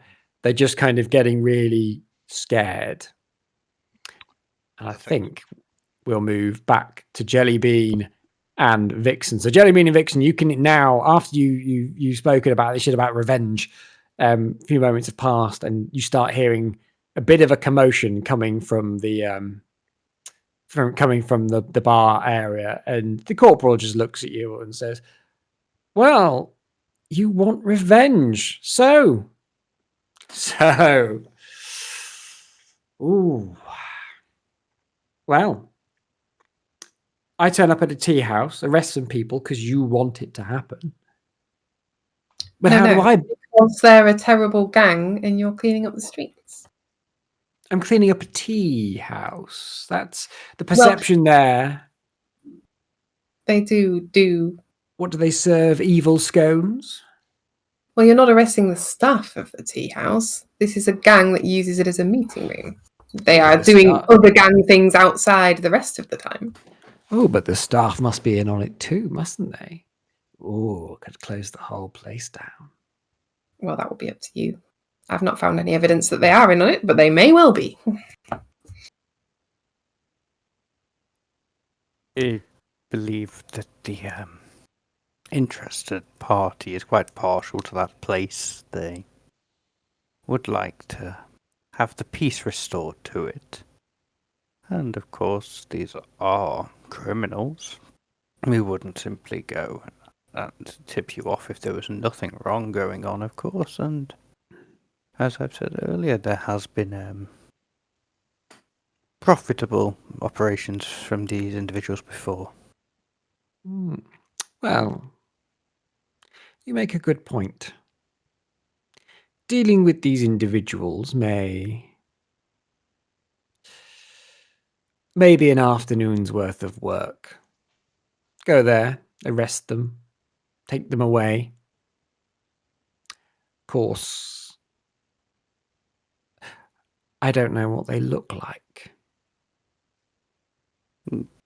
And provide descriptions, and if you were perhaps successful in this particular endeavor with the tea shop, we've heard rumors of their base of operations, and if that were to perhaps disband this organization, then, well, I've heard that they are quite influential people that might be able to get you a nice promotion, perhaps back into the areas that you specialize in to keep your skills useful. Ooh, I'd like you to give me a roll for that one, please, Vixen. Okay. So choose one of your skills. Do a sway. Yeah. Remember, you can push yourself, or Jellybean can help you for one stress. I can help. Jellybean can take the stress. Yep. I can take some stress. So take one stress, Jellybean, and increase your dice pool by 1, please, Vixen, and let's see how you do with your sway roll. I think I'll push myself as well. It's just either going to go horribly wrong or really well. Okay, 4d6. Oh, yes. That is a critical. Well, she folds her arms. Yes. The smile vanishes from her face. I would like for you to tell me right now where they're based and their descriptions, please. Very well. I'll give the descriptions we got from Grimlyn, particularly the was it matron mother?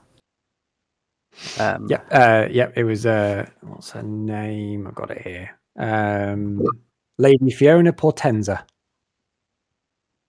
Give essentially all the information we've got and indicate that if they need any point to search the premises, that they may be there unlawfully. Unlawfully? How do you know this? Well, we have hired a couple of investigators that have perhaps found out that the deed is not with them. Well, I can't confirm where it is personally, but if one... Can I say something out of character? You certainly may. With your wonderful crit, Vixen, could the two of you say that sometimes you use the unfortunate many as eyes on the streets and as valuable as this information is, you can get much more if they don't lean on them so hard. Just as an angle, just a suggestion. Yeah. Perhaps. I mean, yes, back to the. I'm back down the dark hole again now. Okay, perhaps rather than a private investigator, we occasionally pay off a couple of the unmentionables to keep information, and they've managed to discover it. Perhaps we may even be able to continue passing a tidbit or two along for you to, as I said, keep progressing your career. Yes. Oh, it's a delicate balance, of course, with the tidying up the street, which is, of course, what we would like. But keeping enough that we have some useful informants is something to bear in mind, potentially.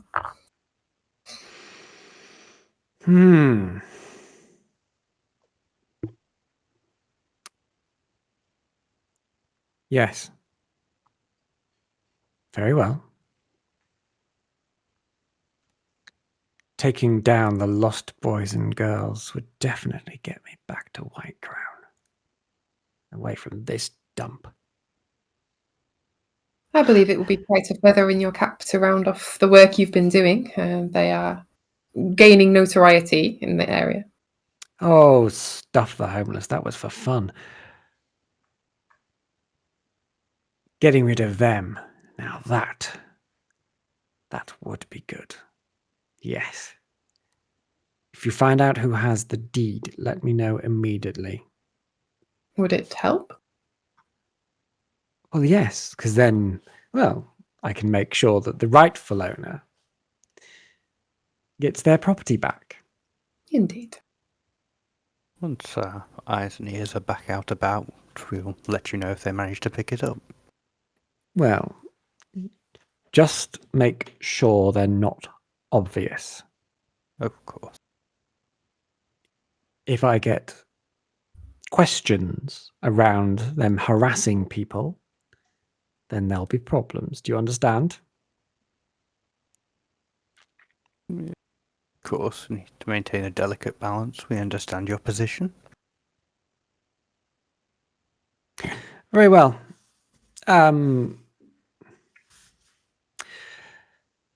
Well, I think this meeting has concluded for now. Well, thank you very much. You give me a lot to think about. She gets up, goes to the door, and unlocks it. You didn't see her lock it. And she opens it and says, please see yourselves out. How valuable is a coin, roughly? Quite valuable. Quite valuable, yeah. It's like a day's wages. Ooh. Would that be sort of an appropriate price to potentially pay for discretion and the meeting never happened? Who can say? You can give me a roll if you wish to try and convince her.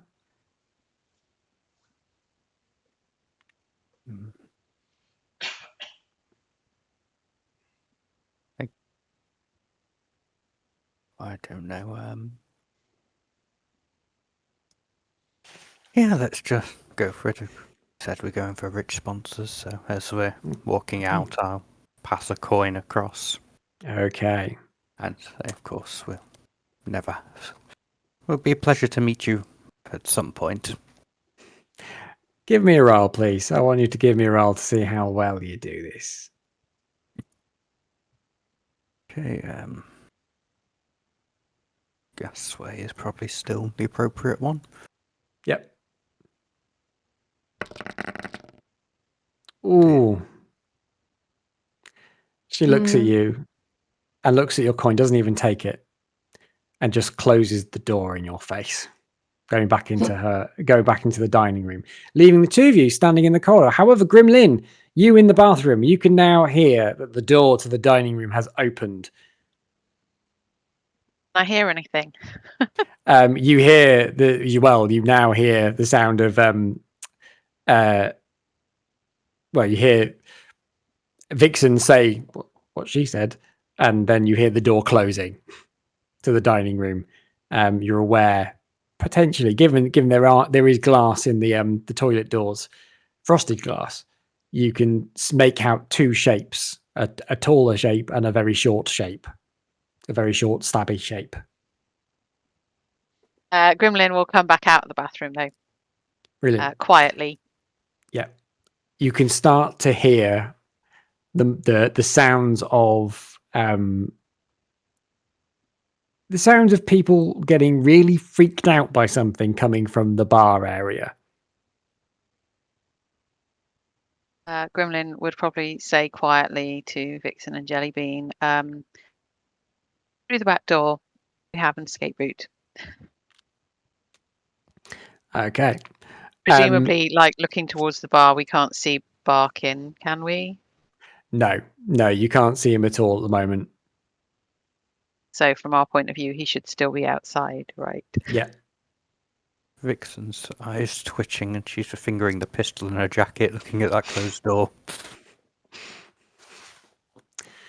But let's go. I don't know if we got what we came for, but we'll find out. I think as much as we could attempt at this point. So, the three of you head out the back door. You find yourselves very quickly on the streets of Doskvol. Fog swirls around you. The sound of clanking iron. The smell, the choking smell of smoke. The odd flecked occasionally with the smell of tobacco through it. There are oily puddles on the floor. And you're aware that as you are near the lower end of this part of Crowsfoot, there is a dripping of substances coming from the bridges and streets above as Crowsfoot is built upon more and more Crowsfoot. So, the three of you end up on the streets. Barkin is nowhere to be seen. Where would you like to head? Would you have pre-designated a spot? I think Grimlyn would go round the pub first to make sure that, like, he's just not somewhere else. Do you know what I mean? Yep. You see the door to the cellar is open. She probably mutters something like, "For crap." Perhaps we could shout for our companions that will ride along to see if we can get his attention. You want to do what? Shout the name of his spirit companion. As if we're looking for him, perhaps drunkenly stumble along a little bit.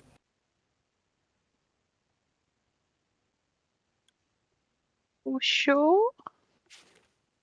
Or we can go and wait and see, but it's Barkin. We never know where he's going to be or what he's going to do. We could pop our heads in the cellar, I guess, but we don't know quite what's down there. But if we do, I guess the barkeep could potentially tell us more. I mean, he could just be trying to steal one of the barrels. I mean, Yeah, he could. Okay, let's. we could also try and steal one of the barrels. I mean, Well, I'm not saying no, not saying never. They are quite heavy. Yeah, but there are three of us. Okay, anyway, let's go find Barking first. Cool. First job. Wow. So we'll pop our heads down into the cellar or come down the ladder or whatever to see if Lovely. he's in the cellar. Well, so Barkin, are you going to be sort of half in, half out? Where are you going to be at the moment? As you're probably, well, you'll get something you can do ahead of that in that area. But I'm assuming I've set my stuff off and I've just closed the thing for the moment. So cool. While I'm waiting for it all to take effect, I think me and Trev, my new best mate, got my arm around him, sharing here you go. Make you feel better. Yeah, and he takes it and goes, oh, yeah. What's in that? No, it's good. It gets it out your lungs, you know. It just... Oh, I think that's blood. Oh no, might be bit of lung. Yeah. It's bad lung though. You see, you're better off without a bit. Oh, God! You've not given me. Oh, I found it on the floor, to be honest. you've not given me the blood sickness, have you? I hope not. There's a lot of it going round at the moment. Fear of the old. Oh, I mean, brothers hold up with the blood sickness at the moment. God, awful stuff that is. Oh, Takes you awful quick, it does. yeah. Ha! God, then get your laughing gear around this, he says, and he gets a mug and pours you a big old beer. Yes, you're a gent, you are. Ah, well, better for those bastards upstairs having it. Murderous thugs. Oh, you know what? Oh, I think that's a tooth. Yeah. I'll share the cup with him, completely Yep. oblivious that he's probably going to kill me slowly or rather quick in the end, as you've described. He's happy to share his beer with you for now. And then that's the scene that the rest of you walk in on as you go down the ladder, or you peer down the ladder into the cellar and see Barkin with his arm around the barman, with the barman probably well into his second pint at the moment, and he was already a little bit sozzled because there are no rules. So yeah, that's where you find Barkin, and you can hear the commotion coming from upstairs. We're done. Are you done? Yeah, I mean, yeah, I guess. You can stay if you want to, but we're done. All right. Well, Trev, been a pleasure. Yeah, he shakes your hand, and then gets himself another beer and seems quite happy to sing to himself gently. I remember you haven't seen me. I don't think I want to. No, I don't think I have. No. If I drink enough of this, I won't remember you at all. And I'll follow the others out. So you get back onto street level. So you're down the cellar doors around the side of the tavern. So the back door is at the back, obviously. Cellar doors on the side. And to get back where you need to go, from sort of where you are here, you'd need to go down on the main street. However, at this time, you hear the front door opening and the sound of 5 very scared bluecoats running into the street, saying, I don't think I want to go back in there again for a long time. No. Oh, no, I did not like that. Well, what do we want to do then? I still want that girl to ransom. Too late, we've gone. Well, you're down the side at the moment, and you know that the main way back is in the street, because the only way round is all kind of enclosed around the back of this pub.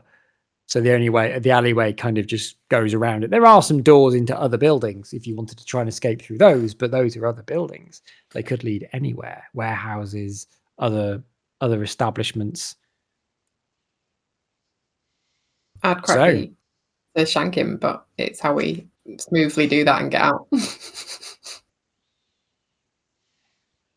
Yeah, that would probably ruin the groundwork we've just tried to lay. Yeah, if they knew it was me. But yeah, I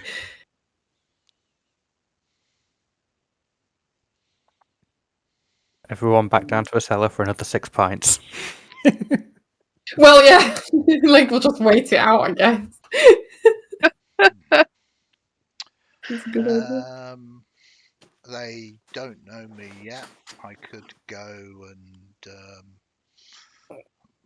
try and carry on deception of the haunting, if you want. Not the deception, but I felt a disturbance and I've been drawn to it, that kind of thing. I don't know how that will go. I've seen something down the alley that you're in. I think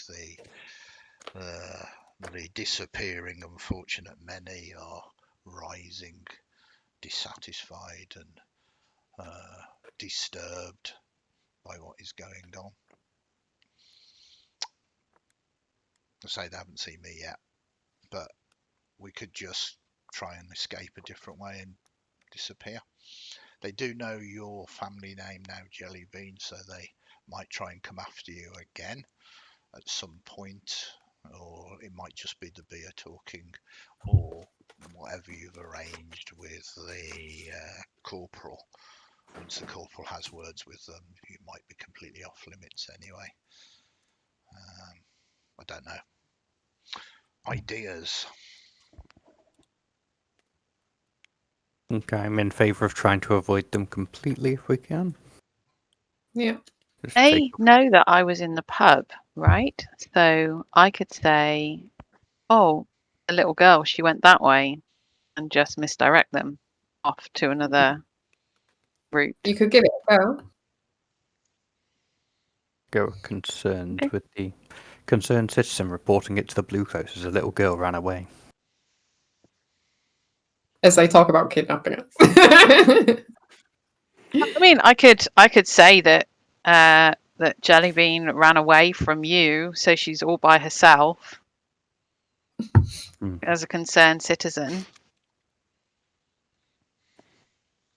But you know, she was frightened of whatever was going on in the pub, and she ran away. So she's all by herself, and she needs help. Sounds good to me. really stirring up there. Okay, so it sounds like you've got a plan. So, Grimlyn, how are you Yeah. going to achieve this? What would you Uh, like to roll? So oh god, I think I'm gonna have to use sway. But I'm gonna stage it that I'm gonna try and come back through the back of the pub and come out the front doors. So like if I kind of burst out the doors, they see me kind of Yep.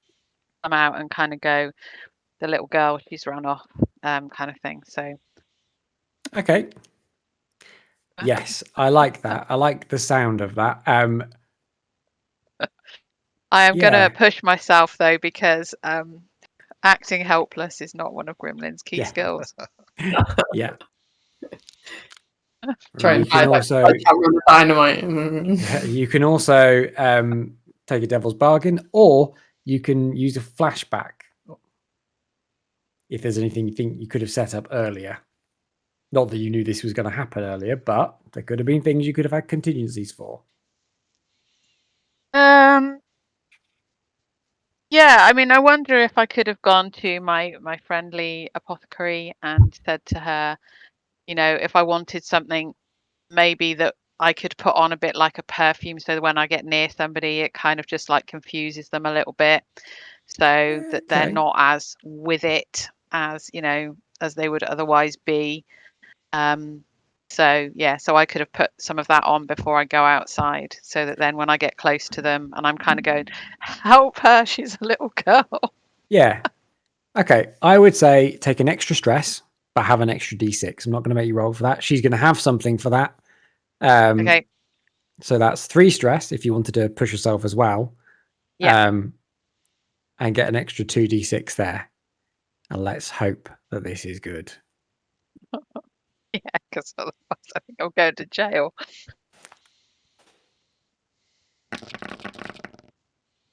A 4, a success with a complication. So, yeah, the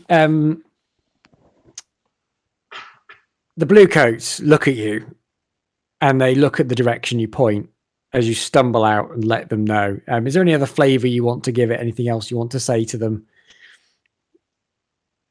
I'll say that she just looked really scared. There's like because there's stuff that's going on in the pub and they've come out scared, and obviously Grimlyn will try and look a bit scared.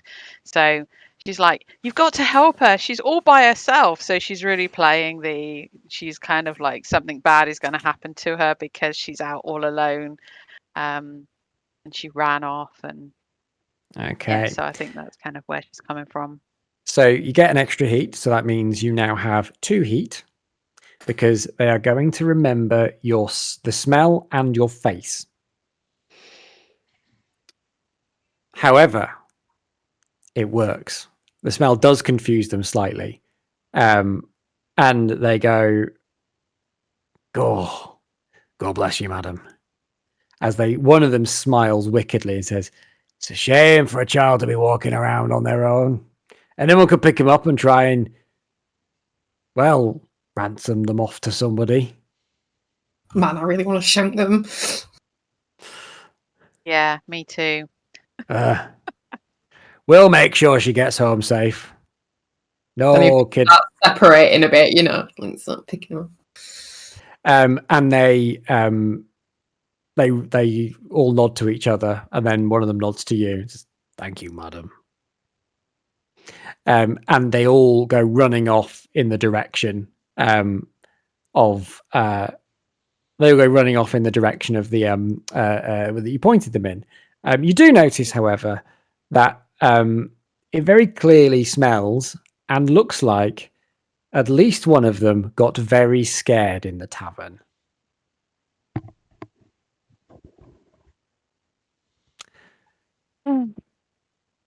The fog swallows them as they run down the road. The dim flickering of the lanterns providing pitiful street lights mean that they might themselves get lost this night in the fog and be completely unable to find that dear sweet girl who is standing in the alleyway. However, you've managed to get rid of them, leaving you all with a job almost complete. The corporal has agreed to leave the homeless alone, provided that they don't bother people. So how are you going to go about achieving that goal? Well, she said bother people like too much, basically. They can exist. And, Are you just going to leave it at that then, or are you going to go back and talk to them? we should go report back. Wonderful. So yes, you head straight back to Ogre and the unfortunate many under the bridge. So what do you want to say? Hello again.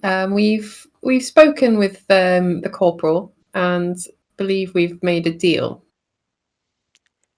Oh, a deal, eh? Wow, does that mean we can be back on the streets again? It does, although she has caveated that it would be trouble if you were bothering people. So Oh. limited begging, perhaps for the time being, but you will be able to have a presence as valuable networking individuals. I don't think we want to help her too much after the kicking she's given us, but we'll definitely help we sort of you. suggested, yes, that we would have access to potential networks, and then that might be of benefit to her down the line. I don't think she's expecting to come to you directly. While we were Ah. while we were in the alley, did you fill me in with the conversations that you had? Yeah, as long as we had sort of chance to do that, yeah, absolutely. While Grimlyn was doing her thing, we were all sneaking off to the bridge. It's fairly apparent that she doesn't want to be around here for much longer and wants to be promoted back to White Haven, was it? White. Is it White? White Crown. White Crown. Yeah. So she's not going to be around here for much longer, and of course, you on the streets now, you can earn a few coin from begging, but with your association with us, there is much more coin to be earned. Gathering the information being our eyes and ears. Wow. I like the sound of this. This sounds nice. Yes, I think we'll have quite a nice relationship. Us and you lot. What do you call yourselves?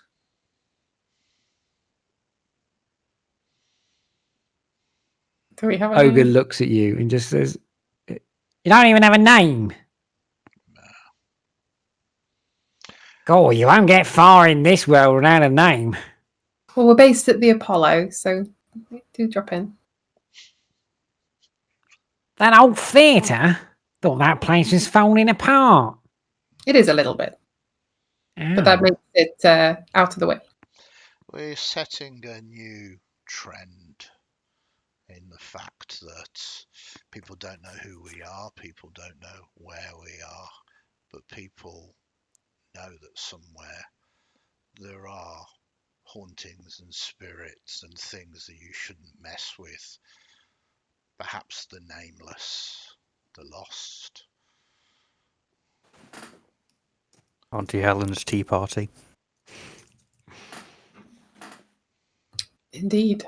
How can you fight against something that you don't even know the name of? Well, they never really asked most of our names. Still gave us a kicking. Can still lose a few teeth even if they don't care about your name. They're the sort that, well, kick first and ask questions never. But I get your point. Well, it has been a pleasure doing business with you. And if you ever need anything, well, I normally stay down here, but my pals, they'll be making their way back around Crow's Foot. I'm very glad you came here to help us. And make sure Sark knows we're grateful for putting us in contact with you. He's a good man, that Sark. Yes, Very, he's been adequate. yes, very well connected, I think. What can you tell us about him? Oh, he's been around for years and years. We worked with him back when he ran. I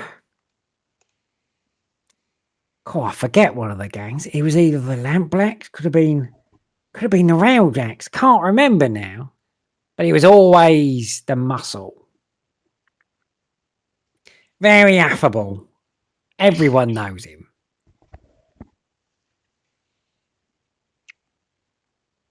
Ran with Auntie Helen for a bit when she was walking around. Oh yeah, we all know Auntie Helen. God rest her soul.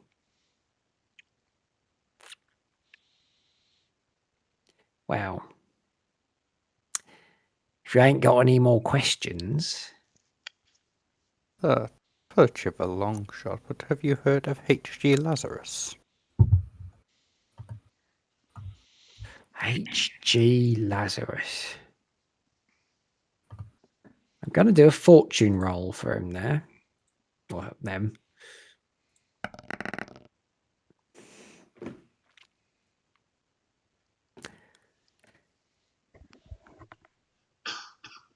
Rings a bell. Rings a bell. Don't. There are those that talk about philanthropists. And you ain't got many of them round here. But I think he's one of them philanthropists. Well coiffured. Sharp, dark green suit, so I've heard.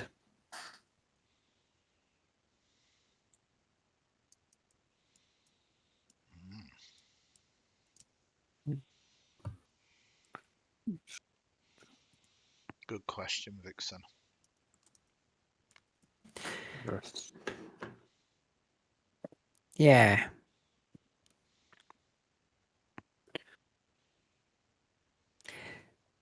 Anything else I can help you with? Don't believe so.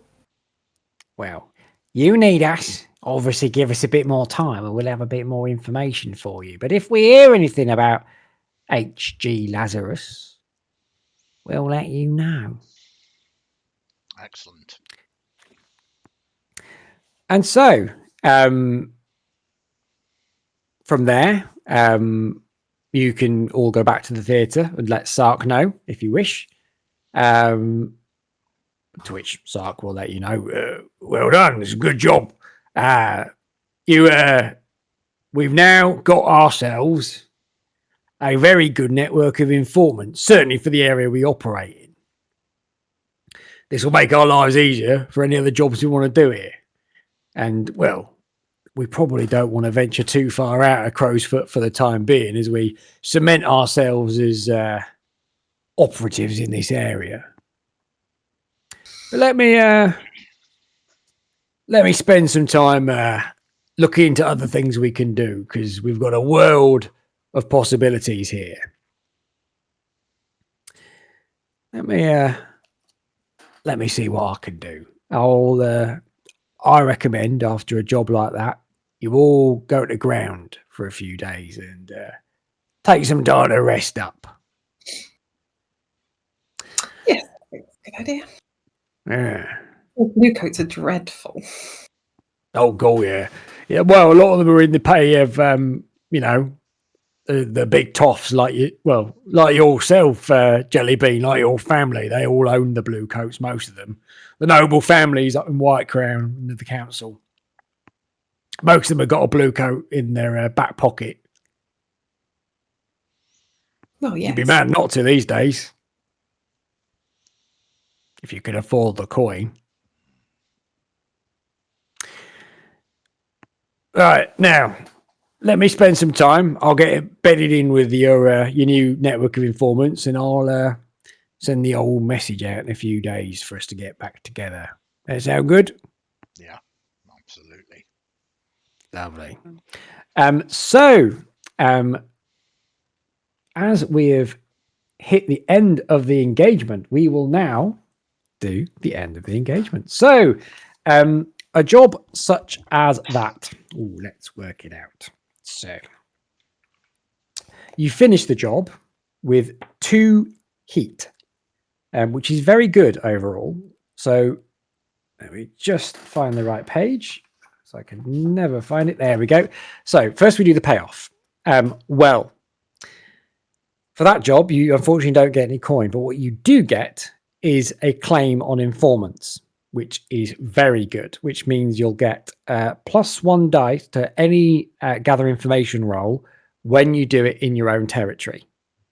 So that will really improve any of your gathering rolls involving gathering information, regardless of what skill you use, as long as it's in Crow's Foot. So next we'll do entanglements. So you've got 2 heat. So what I do is I roll 2d6 because you have a 0 wanted level, and I take the lowest roll.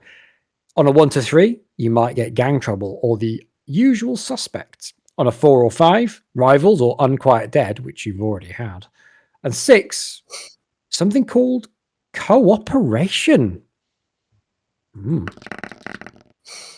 lowest is a 1. So gang trouble or the usual suspects. All well. It all starts to... You start to hear rumours around town that the lost boys and girls of Doskval, well, they've lost some of their territory. Their orphanage has been placed under council ownership for now, until the real owner comes forward. Because funnily enough, the deed was not found in the Hall of Record, and it wasn't on the possession of those that run it, so someone's got to own it. So in the news sheets in the Doskvolian, you see a report about how the Lost Boys and Girls are another gang that have been stamped out. But you start seeing scrawl on some of the walls around Crow's Foot that says, "The Lost Boys and Girls know what you did." Yeah, good. I wanted them to know what I did. However, that means as a faction, so your reputation with them was at -1. It's now gone down to -2. So this now means that they will be actively working against you for anything you do in the future if they can. But that is your entanglement. That is fine. These things are fine. So it was yeah, with the 2 heat you've got, you didn't get any extra heat. It was quite smooth and quiet, not massive amount of exposure from it. So yeah, we're good there. So now we'll do as we did before. We'll do downtime outside of this, but a few days pass, and Sark asks you to return to the theatre. And when you get there, Sark says, did you ask our informants to look into H.G. Lazarus? Yes. Yeah. One of them has gone missing. And he was seen getting into a coach with a logo. There was some kind of icon on the coach. But he's not been seen since. The logo and on the side of the coach was a number 6 surrounded by leaves. Just like that letter we received. Yeah. It doesn't look good. And that, I think, is a good place to stop for the night. Mm-hmm. So, thank you very much for playing, everybody. That could have gone very, very, very differently. There were many different ways tonight could have gone. So I'm very pleased with the outcome and with all the wonderful things you've given me for the future. Yeah, it was great fun, as always. So yeah, I'll pass over to Andy now for the last bit. I mean, as always, I like to go around the room and for people to say bits they enjoyed the most and the like. We'll start with Sarah. I think for me, it was quite how much of a pendulum swing everything had, that it could change so much at kind of a single dice roll, that you kind of very much tense in a different way to last time, where you're kind of like, oh, how's this going to go? Is it all going to kick off any second? That kind of feeling, which I think is really great, that you kind of don't quite know how it's going to go. Yeah, absolutely. Yeah, love it. And they started doing a lock-in behind times. I thought, all right, well, I'm pleased I'm outside. The rest of you, I'm not so sure. But absolutely, it kind of was a bit of a roller coaster ride, and great to see. How about you, Kyle? I quite enjoyed prodding and trying to figure out exactly what we could use to motivate Corporal Keel into doing what we wanted. Yeah, and that crit was amazing as well. It's always good when you do that. And I mean, I don't know, but you know, we've potentially got not necessarily a contact, but someone we can feed information to in the future, you know, to help us, even if they don't know they're helping us. Rachel, what about yourself? Yeah, so I think the dice were definitely on our side today, which I like. When things pull off, it always feels much cooler. But I think, yeah, we were quite successful in trying to weave together what we needed for this specific job, but also like getting in against our rivals, and I liked that trying to draw it together and get one up on everyone. Yeah, I mean the twist, not the twist, but us twisting it to aim their attentions against one of our rivals was a brilliant idea. It was, I think Grimlyn or Jellybean. Certainly wasn't my idea. Anyway, no, it was good, and what I enjoyed watching it and being part of it as well was it was just a social encounter, which is kind of what we chose. We basically went to a pub and you basically made a deal, and it was because like we've spent I mean we're 2 hours 20 minutes in now, so probably 2 hours kind of role playing through and trying to negotiate a good outcome for us, and it was a pleasure to sort of watch and see. How about you, great game master Kristian? Favorite bit?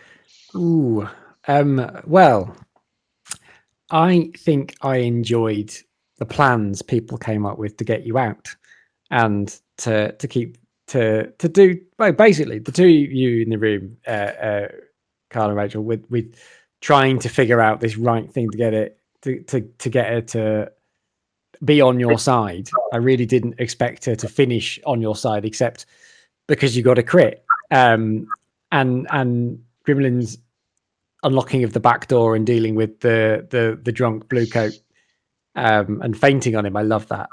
And Larkin putting out, faking a haunting, that made me smile.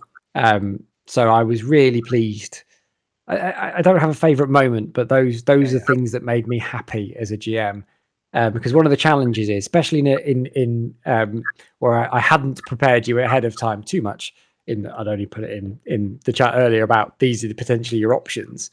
So really, I'd had a little bit prepared for each one, but I didn't really know how you'd go about it. So yeah, it was nice to see how that planned out, how it all panned out. I mean, Blades is very much that kind of game, though, isn't it? It's very light prep because it's an interactive and cooperative storytelling experience. So I think very much prove that tonight. I've had amazing fun. Has anybody got any final parting words before we say goodbye to each other and to everybody for watching? Just thanks to Kristian, really. Yeah. Had a great Thank time. you all for playing. I think a big Thank you round all of for playing. applause for Kristian. Oh, shucks. Till the next time. Yeah, till the next time, I'm shooting. Yeah, when's next time? That's the Hopefully, other thing. It's always a sign of a good game when the GM is being asked when we're playing again. I've got to do more. Oh no. You don't have to answer that. We can do that off because we're I going need my tea shop back. Yeah. Wow. Wow. Okay then. If there's no other sort of parting words, thank you very, very much for watching. I hope you enjoyed it as much as we did, sort of playing it. If you haven't already, please give us a like and subscribe if you can. It just helps us out and it makes it viable for us to keep throwing these things out onto YouTube as well. But beyond that, thank you very much, Kristian. Thank you very much, wonderful friends, for spending the evening with me. And it's a big goodbye from me. Everybody else, say your goodbyes. Goodbye. Night all. Bye.